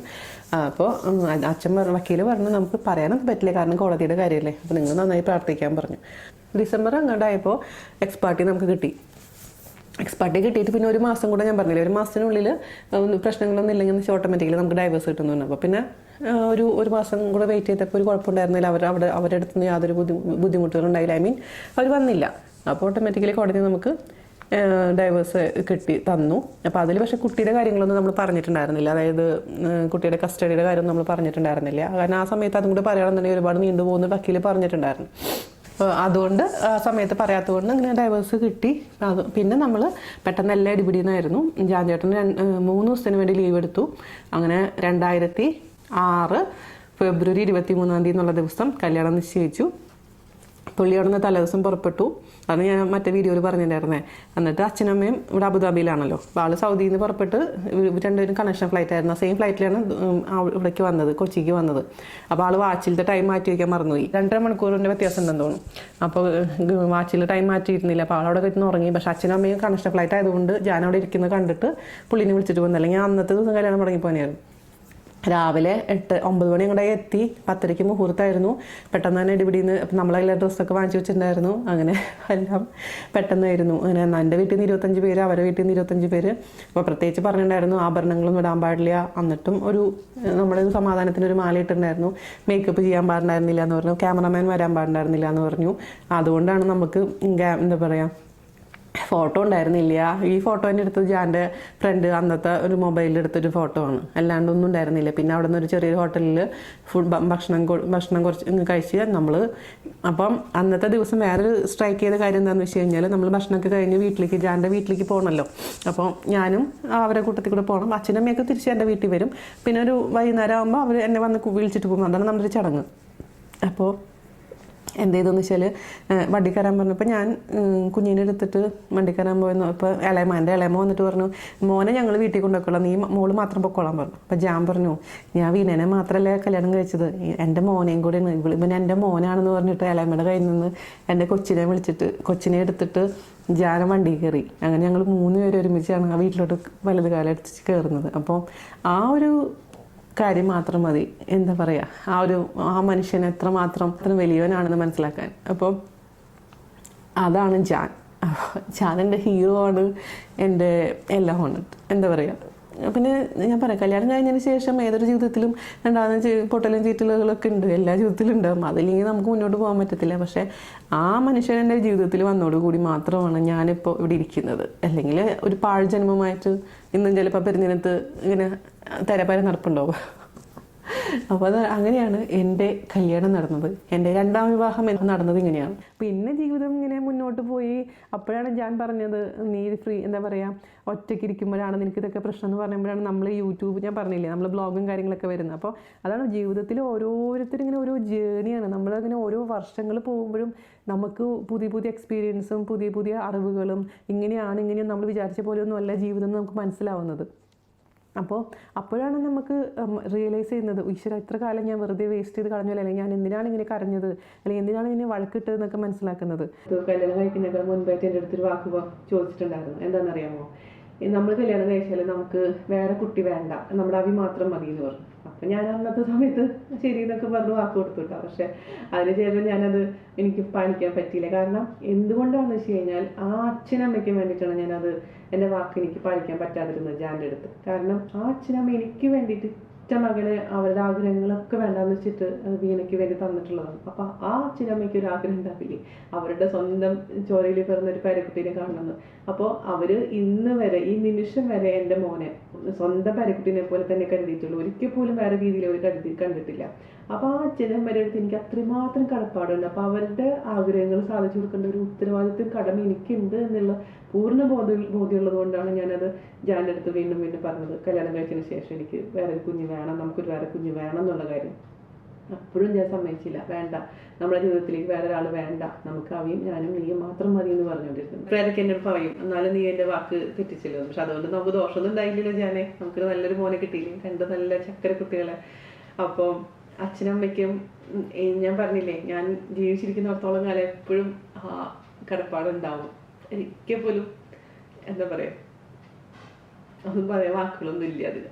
കാരണം നിങ്ങളെപ്പോലുള്ളൊരു അച്ഛനെയും അച്ഛൻ്റെ അമ്മായിമാരൊന്നും പറയാൻ ഞാൻ ആഗ്രഹിക്കുന്നില്ല. കാരണം അവരുടെ അതിനേക്കാൾ അതീതമായി സ്വന്തം അച്ഛനമ്മ, അതുപോലെയാണ് നിങ്ങൾ 2 പേരും എന്നെ എൻ്റെ മോനെയും കണ്ടിരിക്കുന്നത്. ഒരുപാട് നന്ദിയുണ്ട്. ഈ സമയത്ത് എനിക്ക് പറയാതിരിക്കാൻ പറ്റില്ല. പലരും, എല്ലാവരും ഇല്ലട്ടെ ഞാൻ പറഞ്ഞത്, എല്ലാവരുടെ ഇടയ്ക്ക് ഉണ്ടാവില്ലേ കുറേ ആൾക്കാർ. അപ്പോൾ വളരെ മോശമായ രീതിയിലാണ് എനിക്ക് സംസാരിക്കുന്നുണ്ടായിരുന്നത്. അതായത് എന്താ പറയുക, അവളപ്പോഴേക്കും ഒന്ന് ഡൈവേഴ്സ് ആകുമ്പോഴേക്കും വേറെ ആളെ കണ്ടുപിടിച്ചു, അങ്ങനെ വൃത്തിയായിട്ട രീതിയിലുള്ള ഭാഷകളൊക്കെ സംസാരിക്കുന്നുണ്ടായിരുന്നു. അതൊക്കെ നമ്മൾ അറിയുന്നുണ്ട്, സാരില്ലേ പോട്ടെ. അപ്പം ഞാൻ ആക്ച്വലി വിചാരിച്ചിരുന്നത്, അപ്പോൾ ആൾക്കാർ പറഞ്ഞു, എന്തിനാ കുട്ടിക്ക് 5-6 വയസ്സ് കഴിഞ്ഞിട്ട് കല്യാണം കഴിച്ചാൽ പോയായിരുന്നോ, കുട്ടിക്ക് 1 വയസ്സാകുമ്പോഴേക്കും കല്യാണം കഴിച്ചാൽ എന്തിനാന്നൊക്കെയായിരുന്നു ചോദ്യം. അപ്പോൾ ഞാൻ എൻ്റെ മനസ്സിൽ വിചാരിച്ചിരുന്ന ഒരു കാര്യം എന്താണെന്ന് വെച്ച് കഴിഞ്ഞാൽ, ഒരു കുഞ്ഞ് വളർന്ന് വലുതാവുമ്പോഴേക്കും, ബുദ്ധി ഉറക്കുന്ന പ്രായമാകുമ്പോഴേക്കും നമ്മളെ ജീവിതത്തിലോട്ട് വേറൊരാൾ വരുമ്പോൾ അവരുടെ ചെറുപ്പത്തിലേ തൊട്ട് ഒരാളെ കാണാൻ തുടങ്ങുമ്പോൾ അവൻ്റെ അച്ഛൻ തന്നെയായിട്ടാണ് ഒരിക്കൽ പോലും ഒരു നിമിഷം പോലും അവൻ്റെ സ്വന്തം അച്ഛനല്ലാന്ന് ഒരിക്കൽ പോലും അവൻ വിചാരിച്ചിട്ടില്ല. കാരണം അവൻ്റെ 1 വയസ്സ് മുതൽ ഞാൻ അവൻ കാണാൻ തുടങ്ങുന്നതാണ്. അതാണ് എനിക്ക് വേണ്ടിയിരുന്നത്. ഒരു 6 വയസ്സിലോ 7 വയസ്സിലോ ഞാൻ വേറെ ആളുടെ ജീവിതത്തിലോട്ട് വരികയാണെന്നുണ്ടെങ്കിൽ ആ കുട്ടിക്ക് അദ്ദേഹത്തിനെ ആക്സെപ്റ്റ് ചെയ്യാൻ വളരെ ബുദ്ധിമുട്ടായിരിക്കും. അത്രമാത്രം ഞാൻ ആഗ്രഹിച്ചിട്ടുണ്ടായിരുന്നു. ഞങ്ങൾ അതുകൊണ്ട് തന്നെയാണ് എൻ്റെ കുഞ്ഞിനെ നന്നായി നോക്കുന്ന ഒരാൾ, അതാണ് ഞാൻ വിചാരിച്ചിട്ടുണ്ടായിരുന്നത്. അപ്പോൾ മറ്റാളുടെ കൂടെ ജീവിക്കുകയായിരുന്നെങ്കിൽ, ഞാൻ അയാളുടെ കൂടെ എല്ലാം സഹിച്ച് ജീവിക്കുകയായിരുന്നെങ്കിൽ എന്തുണ്ടാവുമായിരുന്നു എന്ന് വെച്ച് കഴിഞ്ഞാൽ, അമ്മനെ ദിവസം തല്ലുന്ന അച്ഛൻ, അല്ലെങ്കിൽ എപ്പോഴും വഴക്കുമായിരിക്കുന്ന, അല്ലെങ്കിൽ ഈ കുട്ടീനെ ഉപദ്രവിക്കുകയാണെങ്കിൽ കുഞ്ഞു പ്രായത്തിൽ കുട്ടീനെ മുറിച്ചെടുക്കാന്ന് പറഞ്ഞ ഒരു അച്ഛനായിരുന്നു അയാള്. അപ്പൊ ഈ കുട്ടി ഇയാളുടെ കൂടെ തന്നെ വളർന്നു വരികയാണെങ്കിൽ ഇവൻ ചിലപ്പോൾ ഭാവിയിൽ അവന് മാനസികമായിട്ട് ബുദ്ധിമുട്ടുകൾ വരാം. ഈ ക്രിമിനൽസും ഒക്കെ ഉണ്ടാവുന്നതിന്റെ മെയിൻ റീസൺസ് അച്ഛൻ്റെ അമ്മയുടെയും ദാമ്പത്യ ജീവിതത്തിലുള്ള ഇഷ്യൂസാണ്. അപ്പൊ അങ്ങനത്തെ ഒരു ദാമ്പത്യ ജീവിതത്തിൽ കണ്ടിട്ട് എൻ്റെ അമ്മ വളരാൻ പാടില്ല എന്ന് എനിക്ക് നിർബന്ധം ഉള്ളതുകൊണ്ടാണ് ഞാൻ ഒരു ഡൈവേഴ്സ് എന്നുള്ള രീതിയിലോട്ട് അന്ന് പോയിട്ടുണ്ടായിരുന്നത്. അപ്പം എൻ്റെ കുഞ്ഞിന് നല്ലൊരു അറ്റ്മോസ്ഫിയർ ഉണ്ടായിരിക്കണം വളരുന്ന പ്രായത്തിൽ. അതാണ് ഞങ്ങൾ ഉദ്ദേശിച്ചിട്ടുണ്ടായിരുന്നത്. ഞാനും പനുവാണെങ്കിലും ഞങ്ങൾ ചെറുപ്പത്തിലെ തന്നെ കുഞ്ഞിന് 1 വയസ്സുള്ളപ്പോൾ തന്നെ കല്യാണം കഴിച്ചതിൻ്റെ മെയിൻ റീസൺ അതാണ്. അപ്പം ഞാൻ കല്യാണത്തിന് അലക്കുന്ന സമയത്ത് ഞാൻ ഒരുപാട് പേര്, റിലേറ്റീവ്സ് ആണെങ്കിലും ഫ്രണ്ട്സ് ആണെങ്കിലും ഒരുപാട് പേര് വന്നിട്ട് ജാനെ പിന്തിരിപ്പിക്കാൻ ശ്രമിച്ചു. പിന്നെ ചിലർ പറഞ്ഞു ഞാൻ എൻ്റെ സ്വത്ത് കണ്ടിട്ടാണ് കല്യാണം കഴിക്കണമെന്ന് പറഞ്ഞു. ചിലർ പറഞ്ഞു ഞാൻ എന്നിട്ട് ഇന്റർനെറ്റിൽ കൂടെ ചാറ്റ് ചെയ്ത് ചീറ്റ് ചെയ്താന്ന് പറഞ്ഞു. അതൊക്കെ സത്യാവസ്ഥ എന്താണെന്ന് നമുക്കറിയാം. മറ്റുള്ളവരെ വിശ്വസിപ്പിക്കാൻ നടക്കുകയാണെങ്കിൽ, അല്ലെങ്കിൽ ഞാൻ ചെയ്തിട്ടാണെന്ന് പറഞ്ഞിട്ട് എല്ലാവരും തിരുത്താൻ ശ്രമിക്കുകയാണെന്നുണ്ടെങ്കിൽ നമുക്ക് ജീവിതത്തിൽ അതിനുള്ള സമയം കാണുള്ളൂ. അപ്പൊ ഞങ്ങളുടെ ജീവിതത്തിൽ അതാണ് ഉണ്ടായത്. ഇപ്പൊ സമൂഹത്തിന് നമ്മൾ തിരുത്താൻ പോയില്ല. ഞങ്ങൾക്ക് ഇതാണ് ശരിയാണെന്ന് തോന്നി, ഞങ്ങൾ ചെയ്തു. ദൈവം സഹായിച്ചിട്ട് നമ്മൾ മുന്നോട്ട് പോയിക്കൊണ്ടിരിക്കുകയാണ്. ഇതുവരെ അതിനൊരു ഞാൻ ചെയ്തത് തെറ്റാണെന്ന് എനിക്കൊരു നിമിഷം വരെ തോന്നിയിട്ടില്ല. അപ്പോൾ പിന്നെ ഞാൻ ചെയ്തൊരു കാര്യം എന്താണെന്ന് വെച്ച് കഴിഞ്ഞാൽ, എൻ്റെ മോന് 1 വയസ്സുള്ളപ്പോഴല്ലേ ഞാൻ പറഞ്ഞില്ലേ കല്യാണം കഴിച്ചത്. അത് കഴിഞ്ഞിട്ട് നവംബർ 2006 കല്യാണം കഴിച്ച്, ഫെബ്രുവരിയിൽ കല്യാണം കഴിച്ചു. 2006 നവംബറിൽ ഞങ്ങൾ ദുബായിലെത്തി. അപ്പം അന്ന് എൻ്റെ മോനപ്പോൾ 1.25 വയസ്സാണ്. ഞങ്ങൾ ദുബായിൽ വരുന്ന സമയം. അപ്പം 3.25 വയസ്സായപ്പോഴാണ് KG1 ചേർത്തി. അപ്പോൾ സ്കൂളിൽ പോകുന്നതിനേക്കാൾ മുൻപ് എൻ്റെ മോനെ ഞങ്ങൾ ദിവസം രാത്രി ഉറങ്ങുന്നതിനേക്കാൾ മുന്നേ കഥ പറഞ്ഞു കൊടുക്കുമായിരുന്നു. ജാൻചേട്ടനാണെങ്കിലും ഞാനാണെങ്കിലും. അപ്പോൾ ഓരോ കഥ പറഞ്ഞു കൊടുക്കുമ്പോഴും എൻ്റെ മോനെ ഭയങ്കര ഇഷ്ടമായിരുന്നു. അവനും തിരിച്ച് നന്നായി കഥ പറയുമായിരുന്നു. എൻ്റെ മോനെന്ന് വെച്ച് കഴിഞ്ഞാൽ 3 വയസ്സുള്ള ഒരു കുട്ടീനേക്കാളും പക്വത കൂടുതലായിരുന്നു എൻ്റെ അവക്കുട്ടന് അന്നത്തെ ആ സമയത്ത്. ഇപ്പം കുറച്ച് അപ്പക്വമായി പെരുമാറാൻ തുടങ്ങിയത്. ഒരു കാര്യം നിർബന്ധമായിരുന്നു, എൻ്റെ ജീവിതത്തിൽ നടന്ന കാര്യങ്ങൾ വേറൊരാൾ പറഞ്ഞറിയുന്നതിന് മുൻപായിട്ട് ഞാൻ പറഞ്ഞിട്ട്, അല്ലെങ്കിൽ ഞാൻ പറഞ്ഞിട്ട് എൻ്റെ മോനെ അറിയണം. അപ്പോൾ ഞാനൊരു 3 വയസ്സായ, അതായത് അവനെല്ലാം മനസ്സിലാവുന്ന ഒരു പ്രായമായപ്പോൾ സ്കൂളിൽ പോകുന്നതിനേക്കാളും മുൻപായിട്ട് എൻ്റെ മോന് ഞാൻ എല്ലാ കഥകളും പറഞ്ഞു കൊടുത്തിട്ടുണ്ടായിരുന്നു. ഇങ്ങനെയാണ് മോനെ അമ്മയുടെ ജീവിതത്തിൽ നടന്നുള്ള കാര്യങ്ങൾ, ഇതാണ് സംഭവിച്ചതെന്നൊക്കെ പറയാൻ കുട്ടിക്ക്. അപ്പോൾ അവനെല്ലാം അറിയാം, അറിഞ്ഞാണ് അവൻ വളർന്നത്. അല്ലാണ്ട് ഈ കുറച്ച് ഒരു പ്രായം കഴിഞ്ഞിട്ട് ഒരു 6 വയസ്സോ 7 വയസ്സോ അല്ലെങ്കിൽ കുറച്ച് ഏജിലായിട്ട് ഈ കാര്യങ്ങൾ വേറെ ആൾ പറഞ്ഞറിയുമ്പോൾ ആ കുട്ടിക്ക് ഉണ്ടാകുന്ന ഷോക്ക് എനിക്ക് ആലോചിക്കാൻ പോലും പറ്റിയിരുന്നില്ല. അപ്പോൾ എൻ്റെ മോൻ 3 വയസ്സുള്ളപ്പോൾ എൻ്റെ മോനെ അറിയാം, അതവനെ ആക്സെപ്റ്റ് ചെയ്തു. ഇതാണ് ജീവിതം എന്നുള്ളത് എൻ്റെ മോനറിയാം.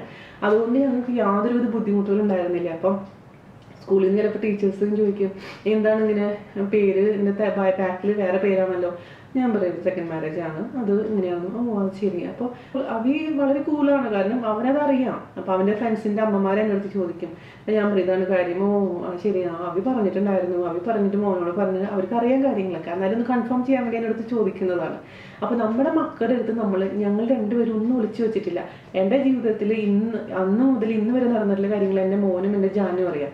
ഇപ്പോൾ ജാനാണെങ്കിലും അതെ, ജാൻ്റെ ജീവിതത്തിൽ ഉണ്ടായ എല്ലാ കാര്യങ്ങളും, ഇപ്പോൾ കല്യാണം കഴിക്കുന്നതിന് മുമ്പായിട്ടുള്ള അഫയേഴ്സ് ആണെങ്കിലും എന്തൊക്കെ ജീവിതത്തിൽ നടന്നിട്ടുള്ള എല്ലാവരും കാര്യങ്ങളും പേര് സഹിതം അല്ലെങ്കിൽ ഇൻസിഡൻസ് സഹിതം ആളെൻ്റെ അടുത്ത് പറഞ്ഞു തന്നിട്ടുണ്ട്. ഞാനാണെങ്കിലും പറഞ്ഞു കൊടുത്തിട്ടുണ്ട്. കാരണം ഒന്നും ഒളിച്ചു വെക്കാനില്ല ഞങ്ങൾക്ക് തമ്മിൽ. അപ്പോൾ ആരെന്തും മൂന്നാമതൊരാൾ ഞങ്ങളുടെ അടുത്ത് വന്ന് ഞങ്ങളെ അകറ്റാൻ ശ്രമിച്ചു കഴിഞ്ഞാലും നടക്കില്ല. കാരണം ഞങ്ങൾക്കെല്ലാം അറിയാവുന്ന ഒരു കാര്യമാണ്. അപ്പോൾ അതായിരുന്നു എനിക്കും ജാനും തമ്മിലുള്ള ഒരു നിർബന്ധം. കാരണം ജീവിതം തുടങ്ങുന്നതിനേക്കാൾ മുൻപായിട്ട് എല്ലാ കാര്യങ്ങളും ഓപ്പണായി പറയാം. അതൊക്കെയാണ് എൻ്റെ ഞങ്ങളുടെ ജീവിതത്തിൽ ഉണ്ടായിട്ടുള്ളത്. ഇതാണ് നമ്മുടെ സ്റ്റോറി എന്ന് പറയുന്നത്. അപ്പോൾ ഇതുകൊണ്ടൊക്കെയാണ് എന്താ പറയുക ഇത്രകാലം പറയാതിരുന്നതുകൊണ്ട് എനിക്ക് വേറെ പറഞ്ഞതുകൊണ്ട് ഇപ്പോൾ വലിയ കാര്യം ഉണ്ടായിട്ടൊന്നല്ല. എന്നാലും നിങ്ങളുടെ അടുത്ത് നിങ്ങളിങ്ങനെ ഒരുപാട് നാളുകളായി ആവശ്യപ്പെട്ടത് കൊണ്ട് മാത്രം പറഞ്ഞതാണ്. അപ്പോൾ എനിക്ക് ഇതിൽ നിന്ന് എന്താ നിങ്ങളടുത്ത് പറയാനുള്ളതെന്ന് വെച്ച് കഴിഞ്ഞാൽ, നമ്മുടെ ജീവിതം നമ്മൾ നന്നായി ജീവിച്ച് തീർക്കുക. നമുക്ക് വേണ്ടിയിട്ട്, മറ്റുള്ളവർക്ക് വേണ്ടിയിട്ട് ജീവിക്കണം തീർച്ചയായിട്ടും. പക്ഷേ മറ്റുള്ളവർ പറയുമ്പോൾ നമ്മളൊരു ഡിസിഷൻ എടുക്കുന്ന സമയത്ത് നമ്മുടെ എന്താണോ മനസ്സ് പറയുന്നത്, നല്ല കാര്യങ്ങൾ അതേപോലെ മനസ്സിനെ പിന്തുടർന്നിട്ടുണ്ടെങ്കിൽ തീർച്ചയായിട്ടും നമുക്ക് മുന്നോട്ട് പോകാൻ പറ്റുന്നതിന് എനിക്ക് മനസ്സിലാക്കാൻ പറ്റിയിട്ടുള്ളത്. അതേപോലെ തന്നെ മറ്റുള്ളവർ ഇങ്ങനെ കളിയാക്കുമ്പോഴും അല്ലെങ്കിൽ നമ്മളെ ഒരുപാട് അങ്ങ് തളർത്താൻ ശ്രമിക്കുമ്പോഴും ശരിയാണ്, നമ്മൾ മനുഷ്യരാണ്. ഞാനും ആണെങ്കിലും അതെ, എനിക്ക് ഒരുപാട് വിഷമങ്ങൾ ഉണ്ടാവാറുണ്ട്. പക്ഷേ ഞാൻ എന്തുണ്ടെങ്കിലും ഹസ്ബൻഡിനെ ഞാനെ വിളിച്ച് പറയും. ഒരുപാട് ചെറിയ കുഞ്ഞു കാര്യങ്ങളാണെങ്കിലും വലിയ കാര്യങ്ങളാണെങ്കിലും. അപ്പം ഞാൻ പറയും, ഇതിനേക്കാളും വലിയ കടമ്പത്തല്ലേ നീ ഇവിടെ വരെ എത്തിയത്, ഇതൊക്കെ എന്ത് ഇഷ്യൂ ആണ്, ഇതൊന്നും ഒന്നുമല്ല. നാൾക്ക് മുമ്പ് ഒന്ന് ആലോചിച്ച് നോക്കി റിവൈൻഡ് അടിച്ച് നോക്കാൻ പറയുമ്പോൾ ശരിയാണ്, ഞാൻ ജീവിക്കുകയില്ല എന്ന് വിചാരിച്ചിരുന്ന ആളാണ് ഞാൻ ഇവിടെ വരെ എത്തിയത്. അപ്പം ഇപ്പോൾ നേരിടുന്ന പ്രശ്നങ്ങളൊക്കെ വെറും കുഞ്ഞു കുഞ്ഞു പ്രശ്നങ്ങളാണ്. പക്ഷെ അത് ആദ്യം ആ സമയത്ത് നമുക്കത് മനസ്സിലാവില്ല. കാരണം നമ്മുടെ മനുഷ്യൻ്റെ ഒരു പ്രശ്നം എന്താണെന്ന് വെച്ച് കഴിഞ്ഞാൽ കഴിഞ്ഞ കാര്യങ്ങളൊക്കെ പതുക്കെ മറക്കാൻ തുടങ്ങും. മനസ്സിലായില്ലേ? അപ്പോൾ ഇടയ്ക്കൊന്ന് ഓർമ്മപ്പെടുത്താൻ വേണ്ടി ദൈവം നമുക്ക് ഇതേപോലെ കൊച്ചു കൊച്ചു പരീക്ഷണങ്ങളൊക്കെ തരിക. അപ്പം നമ്മൾ വീണ്ടും ശരിയാണ്, ശക്തി കൂടുതൽ എന്താ പറയുക, എനർജറ്റിക് ആയിട്ട് മുന്നോട്ട് പോകണം. അപ്പം അത് നമ്മളെ പ്രോത്സാഹിപ്പിക്കാനും ഇതേപോലെ സപ്പോർട്ട് ചെയ്യാനും കുറച്ച് നല്ല സുഹൃത്തുക്കളും ജാനെ പോലുള്ള ഒരു ഹസ്ബൻഡും നല്ല പാരൻസും നല്ല ഇൻലോസ് ഒക്കെ എനിക്ക് ദൈവം സഹായിച്ച് തന്നിട്ടുണ്ട്, കിട്ടിയിട്ടുണ്ട്. അപ്പോൾ പിന്നെ ഇതിൽ പരം ഭാഗ്യം എന്താ ഉള്ളത്? എൻ്റെ ജാൻ്റെ കൂടെ ഞാനിപ്പോൾ ഹാപ്പി ആയിട്ടിരിക്കുന്നു. അപ്പോൾ എന്തോ ഒരു മുജ്ജന്മ പാപത്തിൻ്റെ ഫലമാണ് ഞാൻ അനുഭവിച്ചിട്ടുണ്ടായിരുന്നത് ആ 3 വർഷം എന്ന് പറഞ്ഞാൽ. എനിക്ക് നിങ്ങളുടെ അടുത്ത് ഇതേപോലെ കുറേ കുട്ടികൾ എനിക്ക് മെസ്സേജ് അയക്കാറുണ്ട്, ചേച്ചി അതാണ് ഇപ്പോൾ ഞാൻ അനുഭവിക്കുന്ന ഈ പല്ലവിയുടെ കാര്യം പറഞ്ഞ പോലെ ഈ പല്ലവിയുടെ ആസുരം ഒഴിച്ചു വന്നൊരു വ്യത്യാസം മാത്രമേ ഉള്ളൂ, ബാക്കിയുള്ള മിക്ക കാര്യങ്ങളും ഞാൻ അനുഭവിച്ചതാണ്. അതുപോലെ ഒരുപാട് പെൺകുട്ടികൾ ഇന്ന് അനുഭവിച്ചുകൊണ്ടിരിക്കുന്നതാണ്. ഈ സമൂഹം അല്ലെങ്കിൽ അവരെന്ത് പറയുന്നുള്ള കാര്യം കൊണ്ട് പേടിച്ചരണ്ട് ശ്വസിക്കാൻ പോലും പെർമിഷൻ വാങ്ങിക്കേണ്ട ഒരു അവസ്ഥയിലിരിക്കുന്ന പല പെൺകുട്ടികൾ എനിക്കറിയാം. ഞാൻ അനുഭവിച്ചതുകൊണ്ട് എനിക്ക് നന്നായിട്ട് അവരുടെ വികാരങ്ങൾ മനസ്സിലാക്കാൻ പറ്റുന്നുണ്ട്. അപ്പോൾ എന്തുകൊണ്ടും അവർ പലരും എനിക്ക് മെസ്സേജ് അയക്കാറുണ്ട്. കാരണം എൻ്റെ കഥ അറിഞ്ഞിട്ടൊന്നുമല്ല, ആർക്കും വളരെ കുറച്ച് പേർക്ക് മാത്രമേ ഈ കഥ അറിയുള്ളൂ. പക്ഷേ കുറേ കുട്ടികൾ എനിക്ക് മെസ്സേജ് അയക്കും, ചേച്ചി എൻ്റെ ജീവിതം എങ്ങനെയാണ്, ചേച്ചി ഒരു സൊല്യൂഷൻ പറഞ്ഞു തരൂ. പക്ഷേ ഞാൻ എങ്ങനെയാണ് പറഞ്ഞു തരാം മക്കളെ? കാരണം ഓരോരുത്തരുടെ ജീവിതത്തിൻ്റെ ഡിസിഷൻ എടുക്കുന്നത് നിങ്ങൾ തന്നെയാണ്. ഞാൻ പറഞ്ഞുകൊണ്ട് ഒരിക്കൽ പോലും എനിക്ക് ഉപദേശിക്കാൻ ഞാൻ അർഹതപ്പെട്ട ആളല്ല. കാരണം എന്ന് വെച്ച് കഴിഞ്ഞാൽ നമ്മുടെ മറ്റുള്ള ഒരാളുടെ ജീവിതത്തിൽ ഒരിക്കലും അഡ്വൈസ് കൊടുക്കാൻ പാടില്ല എന്നാണ് എൻ്റെ ഒരു അഭിപ്രായം. നിങ്ങൾ സ്വയം ഡിസൈഡ് ചെയ്യണം, നിങ്ങൾക്ക് എന്ത് ചെയ്യാൻ പറ്റും നിങ്ങൾ തന്നെയാണ് സ്വയം തീരുമാനിക്കേണ്ടത്. അപ്പോൾ എൻ്റെ ജീവിതം കഴിഞ്ഞു എന്ന് പറഞ്ഞൊരു ഘട്ടത്തിൽ നിന്നാണ് ഞാൻ ഇന്നിപ്പോൾ നിങ്ങളുടെ മുന്നിലിരിക്കുന്നത്. അപ്പം എന്താ പറയുക, ഒരു ഫീനിക്സ് പക്ഷിയെന്നോ അല്ലെങ്കിൽ ഒരു ഉയർത്തെഴുന്നേൽപ്പെന്നോ എന്ത് പേര് വേണമെങ്കിലും വിളിക്കാം. എനിക്ക് എന്നെ കൊണ്ടൊന്നും പറ്റില്ല എന്ന് വിചാരിച്ചിരുന്ന ഒരാൾ ഇപ്പോൾ ഞാൻ ഒരുപാട് വലിയ ആളായി എന്നല്ല ഞാൻ പറയുന്നത്, എന്നാൽ പോലും ഇത്രമാത്രം സംസാരിക്കാൻ എനിക്കതിനുള്ള കെൽപ്പ് കിട്ടിയിട്ടുണ്ടെങ്കിൽ അതൊരു സ്വന്തം പരിശ്രമത്തിൻ്റെ ഫലം തന്നെയാണ്. ആർക്കും അതിൻ്റെ ക്രെഡിറ്റ് കൊണ്ടുപോകാൻ പറ്റില്ല എക്സെപ്റ്റ് മൈ ഫാമിലി. എൻ്റെ ജാനും എൻ്റെ മക്കളും എൻ്റെ അച്ഛനും അമ്മയും എൻ്റെ കൂട്ടുകാരികളും അല്ലാതെ വേറെ ആർക്കും ഇതിൽ നിന്ന് പങ്കെടുക്കാൻ പറ്റില്ല. അത് പ്രൗഡാണ്. You should feel so much proud about yourself. അത്രേ ഉള്ളൂ. അപ്പോൾ നിങ്ങൾക്ക് പറ്റാത്തതായിട്ട് ഒന്നുമില്ല ലോകത്തിൽ നിന്ന് ഞാൻ സ്വയം മനസ്സിലാക്കിയെടുത്തുള്ള ഒരു കാര്യമാണ്. അപ്പോൾ ആരെന്ത് പറയട്ടെ, നമ്മൾ ചെയ്ത് ശരിയാണെങ്കിൽ, തെറ്റ് ചെയ്തെന്നല്ല ഞാൻ പറയും, നമ്മൾ ചെയ്ത് ശരിയാണെന്നുണ്ടെങ്കിൽ തല ഉയർത്തി പിടിച്ചിട്ട് പറയാം, എനിക്ക് ശരിയാണെന്ന് തോന്നുന്നത് ഞാൻ ചെയ്യുള്ളൂ എന്ന് പറയാനുള്ള ഗട്ട്സ് നിങ്ങൾ കാണിക്കണം. പലപ്പോഴും എനിക്കില്ലാതെ പോയൊരു കാര്യമായിരുന്നു അത്. പണ്ടെന്ന് പറഞ്ഞു കഴിഞ്ഞാൽ ഈ പറഞ്ഞ പോലെ പല സോക്കോൾഡ് സമൂഹത്തിനെ പേടിച്ചിട്ട് നമ്മളുടെ പല കാര്യങ്ങളും എന്നേ എനിക്ക് ചെയ്യേണ്ട ഒരു കാര്യമായിരുന്നു ഞാൻ 3 വർഷം മുന്നോട്ട് പോയത്. അല്ലെങ്കിൽ ഒരു ഭീഷണിയുടെ സ്വരത്തിൽ പണ്ട് അന്നേ ഞാൻ വേണ്ടാന്ന് വെക്കേണ്ട സമയത്ത് അവരമ്മ വിളിച്ച് പറഞ്ഞു, നീ വേണ്ടാന്ന് വെച്ചിട്ടുണ്ടെങ്കിൽ എൻ്റെ മകൻ ആത്മഹത്യ ചെയ്യും, എൻ്റെ മകൻ മരിച്ചു പോകും. ആത്മഹത്യ ഭീഷണി എപ്പോഴും മുഴക്കുന്ന ഒരാളായിരുന്നു. എൻ്റെ മകൻ മരിച്ചു പോകും, പിന്നെ എൻ്റെ മകൻ മരിച്ചു പോയിട്ടുണ്ടെങ്കിൽ പിന്നെ നീ എവിടെ പോയി കല്യാണം കഴിച്ചാലും എങ്ങനെ ജീവിച്ചാലും നിനക്ക് മനസ്സമാധാനത്തോടുകൂടി ജീവിക്കാൻ പറ്റില്ല വീണ എന്ന് പറഞ്ഞു. ആ ഒരു ഇതിലാണ് ഞാൻ വീണു പോയത്. അപ്പോൾ നമ്മുടെ വീക്ക്നെസ് എന്താണെന്ന് പലർക്കും നമ്മുടെ ഓപ്പോസിറ്റ് ഇരിക്കുന്ന ആൾക്കാർക്ക് അറിയാൻ പറ്റും. അതിൽ നമ്മളെ കയറി പിടിക്കും. അതിൽ നമ്മൾ വീണ് പോയി കഴിഞ്ഞാൽ പിന്നെ ജീവിതം കട്ടപ്പോകുകയാണ്. അപ്പോൾ എന്നെ പലരും ഇപ്പോൾ അഹങ്കാരി എന്ന് വിളിക്കാറുണ്ട്, അല്ലെങ്കിൽ ജാടാന്ന് വിളിക്കാറുണ്ട്. പക്ഷെ അതിലൊന്നും ചിലപ്പോൾ പണ്ടൊക്കെ കേൾക്കുമ്പോൾ ഒരു സങ്കടമൊക്കെ തോന്നിയിരുന്നു. പക്ഷേ ജാൻ പറയും, മമ്മൂട്ടീനെ അഹങ്കാരി ജാടാന്ന് വിളിക്കുന്നുണ്ട്, നിനക്ക് പ്രിയപ്പെട്ട ഒരാളാണ് മമ്മൂട്ടി എന്ന് പറയുന്നത്. അപ്പോൾ അദ്ദേഹം ഇപ്പോഴും നല്ല സൂപ്പർ സ്റ്റാറായിട്ട് നടക്കുന്നില്ലേ? അദ്ദേഹം ചെയ്യുന്ന കാര്യം അദ്ദേഹത്തിന് അറിയാം. നന്മ ചെയ്തവൻ എപ്പോഴും ശക്തിയായി മുന്നോട്ട് നടന്നുകൊണ്ടേയിരിക്കും. ഇപ്പോൾ മമ്മൂട്ടീനെ പറ്റി കമ്പയർ ചെയ്യല്ല ഞാൻ പറഞ്ഞു ഉദ്ദേശിച്ചത്. പക്ഷേ അഹങ്കാരിയാണെങ്കിലും ജാടക്കാരിയാണെങ്കിലും എനിക്ക് എന്നോട് തന്നെ സ്വയം അഭിമാനം തോന്നുന്നുണ്ട്. അപ്പോൾ ഈ ഭൂമിയിൽ എനിക്ക് നിൽക്കാനുള്ള അവകാശം ഉണ്ട് എന്ന് എനിക്ക് സ്വയം ബോധ്യമുള്ളിടത്തോളം കാലം അഹങ്കാരി എന്ന് വിളിച്ചാലും ജാടക്കാരി എന്ന് വിളിച്ചു കഴിഞ്ഞാലും എന്ത് വിളിച്ചു കഴിഞ്ഞാലും കുറച്ച് നേരത്തേക്ക് ചിലപ്പോൾ വിഷമമുണ്ടാവും. അത് കഴിഞ്ഞ് പോട്ട പുല്ലി എന്ന് പറയാനുള്ള ഇപ്പോൾ മാനസികാവസ്ഥ എനിക്ക് വന്നിട്ടുണ്ട്. അപ്പോൾ അതിനുള്ള ബേസും കാര്യങ്ങളൊക്കെ എൻ്റെ ജാൻ്റെ അടുത്ത് നിന്നാണ് എനിക്ക് കിട്ടിയിരിക്കുന്നത്. ജാൻ എൻ്റെ അടുത്ത് എപ്പോഴും പറയും, നോ എന്ന് പറയേണ്ട സമയത്ത് നോ എന്ന് പറയാൻ നീ പഠിക്കണം എന്ന്. എനിക്ക് പലപ്പോഴും പറ്റാത്തൊരു കാര്യമായിരുന്നു അത്. ഇപ്പോൾ ഞാൻ കുറച്ചൊക്കെ ഒന്ന് പരിശീലിക്കുന്നുണ്ട്. എൻ്റെ അടുത്ത് എല്ലാവരും വന്ന് ഇതേപോലെ പല കാര്യങ്ങളും പറഞ്ഞ് ഇമോഷണലി ഭയങ്കര ഇതായിട്ട് ഒരു ചേച്ചി അങ്ങനെയാണെന്ന് പറയുമ്പോൾ ഞാൻ വീണ് പോകാറുണ്ട് പലപ്പോഴും. അതേസമയം അവരെന്നെ എപ്പം മിക്ക അവസരത്തിൽ ഒരു 99% എന്നെ അവർ ചതിച്ചിട്ടാണ് പോകാറുള്ളത്. ഞാനൊരു വിഡ്ഢിയായി ഇങ്ങനെ നോക്കി നിൽക്കും, ഇതും ഇങ്ങനെ എപ്പോഴും സംഭവിച്ചു. അതെൻ്റെ ഭർത്താവിനറിയാം. ആരെങ്കിലും എൻ്റെ അടുത്ത് വന്ന് ഇതേപോലെ സംസാരിക്കുമ്പോൾ ഞാൻ കുറച്ച് കൂട്ടാകുമ്പോഴും ഞാൻ പറയും ശരിയല്ല, ഇത് ശരിയല്ല മോളെ എന്ന് പറയും. ഞാൻ പറയും നിനക്ക് തോന്നുന്നതാന്ന് പറയും. പക്ഷേ കുറച്ച് കഴിയുമ്പോൾ എനിക്ക് മനസ്സിലാവും ഞാൻ പറഞ്ഞതായിരുന്നു ശരിയെന്ന്. അപ്പോൾ ആ ഒരു നല്ലൊരു മനുഷ്യൻ്റെ കൂടെ ഞാനിപ്പോൾ ജീവിക്കുന്ന കാരണം എനിക്ക് ഒരുപാട് പ്രശ്നങ്ങളിൽ നിന്ന് അതിൽ നിന്ന് പെട്ടെന്ന് തന്നെ തിരിച്ചു വരാനുള്ളൊരു ശക്തി കിട്ടുന്നുണ്ട്. അപ്പോൾ എല്ലാത്തിനും ഈ സമയത്ത് ഞാൻ ജാൻ്റെ അടുത്തും ജാൻ്റെ പാരൻസിൻ്റെ അടുത്തും എൻ്റെ പാരൻസിൻ്റെ അടുത്തും എൻ്റെ കൂടെ നിന്ന എൻ്റെ എല്ലാ സങ്കടത്തിലും എൻ്റെ കൂടെ നിന്ന് എല്ലാവരുടെ അടുത്തും ഞാൻ നന്ദി പറയുകയാണ്. അപ്പോൾ എനിക്കിപ്പോൾ സത്യം പറഞ്ഞാൽ ഈ കഥ പറയാമെന്നൊക്കെ പറയുമ്പോൾ എളുപ്പമുള്ള കാര്യമൊന്നുമല്ല. കാരണം നിങ്ങളിങ്ങനെ ഒരുപാട് പേര് എൻ്റെ അടുത്ത് ഇങ്ങനെ പറഞ്ഞ കാരണം മാത്രമാണ് ഞാനിപ്പോൾ നിങ്ങളുടെ അടുത്ത് ഇത് പറയാമെന്ന് വിചാരിച്ചു. കാരണം വെറുതെ ഒരു എന്താ പറയുക സസ്പെൻസ് തരണ്ട എന്ന് വിചാരിച്ചു. ഇതാണ് ഞങ്ങളുടെ ലവ് സ്റ്റോറി എന്ന് പറഞ്ഞു കഴിഞ്ഞാൽ ഞാനിപ്പോൾ പോലെ പലരും വിചാരിക്കുന്നുണ്ട് 1 മില്യൺ അടിച്ചതിൻ്റെ അഹങ്കാരം. അങ്ങനെയൊന്നുമല്ല. നമുക്ക് നടക്കാൻ പറ്റാത്തതായിട്ടൊന്നുമില്ല എന്ന് ഞാൻ വിശ്വസിക്കും. പലപ്പോഴും ഞാൻ വിചാരിച്ചിട്ടുണ്ട്, ഇതൊക്കെ പണ്ടൊക്കെ വിചാരിച്ചിട്ടുണ്ട്, അടച്ചുപൂട്ടി പോയാലോ യൂട്യൂബ് വേണ്ട ഒന്നും വേണ്ട എന്ന് വിചാരിച്ചിട്ടുണ്ട്. എന്നാൽ പോലും വീണ്ടും മനസ്സിൻ്റെ ഒരു ശക്തി വേണ്ട നമുക്ക് ചെയ്യാൻ പറ്റും എന്നുള്ളൊരു തോന്നൽ, അതിൻ്റെ പുറത്താണ് ഞാനിത് ചോരൊന്ന് ചെയ്യുന്നുണ്ടായിരുന്നത്. Full dedication. എനിക്കതിൽ അഭിമാനത്തോടുകൂടി എനിക്കെപ്പോഴും പറയാൻ പറ്റും, ഞാൻ എന്ത് ജോലി ചെയ്തിട്ടുണ്ടെങ്കിലും അത് ഫുൾ ഡെഡിക്കേഷനോട് കൂടിയാണ് ഞാൻ ചെയ്തിരിക്കുന്നത്. അപ്പോൾ അതിൽ ഞാൻ പറയില്ല, ഒരാൾ നമുക്ക് പലർക്കും ഇഷ്ടമാവാം, ചിലർ ഇഷ്ടപ്പെട്ടില്ല എന്ന് വരും. അപ്പോൾ എന്നെ ഇഷ്ടപ്പെടുന്നവർ ഒരുപാട് പേരുണ്ട് എനിക്കറിയാം. അതുകൊണ്ടാണല്ലോ ഇപ്പോൾ നമ്മൾ 1 മില്യൺ ആയിരിക്കുന്നത് അല്ലേ. അതേസമയം എന്നെ ഇഷ്ടപ്പെടാത്ത കുറേ പേരുണ്ട്. അവരോടൊത്ത് എനിക്കൊരു പരാതിയില്ല, പരിഭവമില്ല. കാരണം നമുക്ക് ആരോടും ആരെയും നിർബന്ധിച്ച് ഇഷ്ടപ്പെടുത്താനോ സ്നേഹിക്കാനോ പറയാൻ പറ്റില്ലല്ലോ. അതൊക്കെ ഓരോരുത്തരുടെ ഇഷ്ടങ്ങളാണല്ലേ. അപ്പോൾ ആരിഷ്ടപ്പെട്ടാലും ഇഷ്ടപ്പെട്ടില്ലേലും ഞാനായിട്ട് തന്നെ ജീവിക്കും. ഞാനിത് കണ്ടിന്യൂ ചെയ്തുകൊണ്ടേയിരിക്കും. എൻ്റെ പാഷനാണത്. എൻ്റെ കുടുംബത്തിൻ്റെ കൂടെ ഇനിയും ഒരുപാട് കാലം നിങ്ങളുടെ കൂടെ ഇതേപോലെ സമയം സ്പെൻഡ് ചെയ്യണം തന്നെയാണ് എൻ്റെ ആഗ്രഹം. അപ്പോൾ എൻ്റെ ഈ കൊച്ചു കഥ ഇത്ര നേരം കേട്ടിരുന്നതിന് ഒരുപാട് നന്ദി. അപ്പോൾ ആരെങ്കിലും വിഷമിച്ചിട്ടുണ്ടെങ്കിൽ ഈ സമയത്ത് ഞാൻ സോറി പറയുകയാണ്. കാരണം ഒരിക്കൽ പോലും വേണമെന്ന് വെച്ചിട്ട് ആരെയും സങ്കടപ്പെടുത്താൻ ഇതുവരെ ആഗ്രഹിച്ചിട്ടില്ല. അതേസമയം എൻ്റെ ഭാഗത്ത് നിന്ന് എന്തെങ്കിലും തെറ്റുകൾ ഉണ്ടായിട്ടുണ്ടെങ്കിൽ ക്ഷമിക്കുക. അപ്പോൾ നിങ്ങളുടെ എല്ലാവരുടെയും സപ്പോർട്ടും സ്നേഹവും ഇനിയും ഞാൻ പ്രതീക്ഷിക്കുന്നു. അപ്പോൾ അടുത്ത വീഡിയോയിൽ നമുക്ക് കാണാം. അടുത്ത വീഡിയോ എന്ന് പറയുമ്പോൾ നിങ്ങൾ 1 മില്യൻ്റെ വീഡിയോ ഭയങ്കര റെസിപ്പിയൊന്നും പ്രതീക്ഷിക്കരുത്. നമ്മളൊരു സാധാരണക്കാരായ ഒരു വ്യക്തിയാണ് ഞാൻ. നിങ്ങൾക്ക് സാധാരണക്കാരായ ആൾക്കാർക്ക് വേണ്ടിയിട്ടാണ് ഞാൻ വീഡിയോസ് മാക്സിമം ചെയ്യാറുള്ളത്. അപ്പോൾ നിങ്ങൾക്ക് പറ്റുന്ന രീതിയിൽ കൊച്ചു റെസിപ്പീസായിട്ട് ഞാൻ വീണ്ടും നിങ്ങളുടെ അടുത്തേക്ക് വരാം. നിങ്ങളുടെ സപ്പോർട്ട് തീർച്ചയായിട്ടും വേണം. 1 മില്യൺ ആയി എന്ന് പറഞ്ഞിട്ട് നിങ്ങൾ സപ്പോർട്ട് ചെയ്യാതിരിക്കരുത്.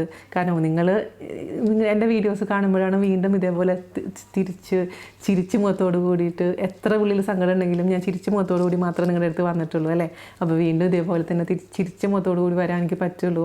സപ്പോർട്ട് തീർച്ചയായിട്ടും ഉണ്ടാവുമെന്ന് എനിക്കറിയാം. Love you all. ഒരുപാട് സ്നേഹത്തോടു കൂടി നിങ്ങൾ സ്വന്തം വീണ. ടാറ്റ, ബൈ.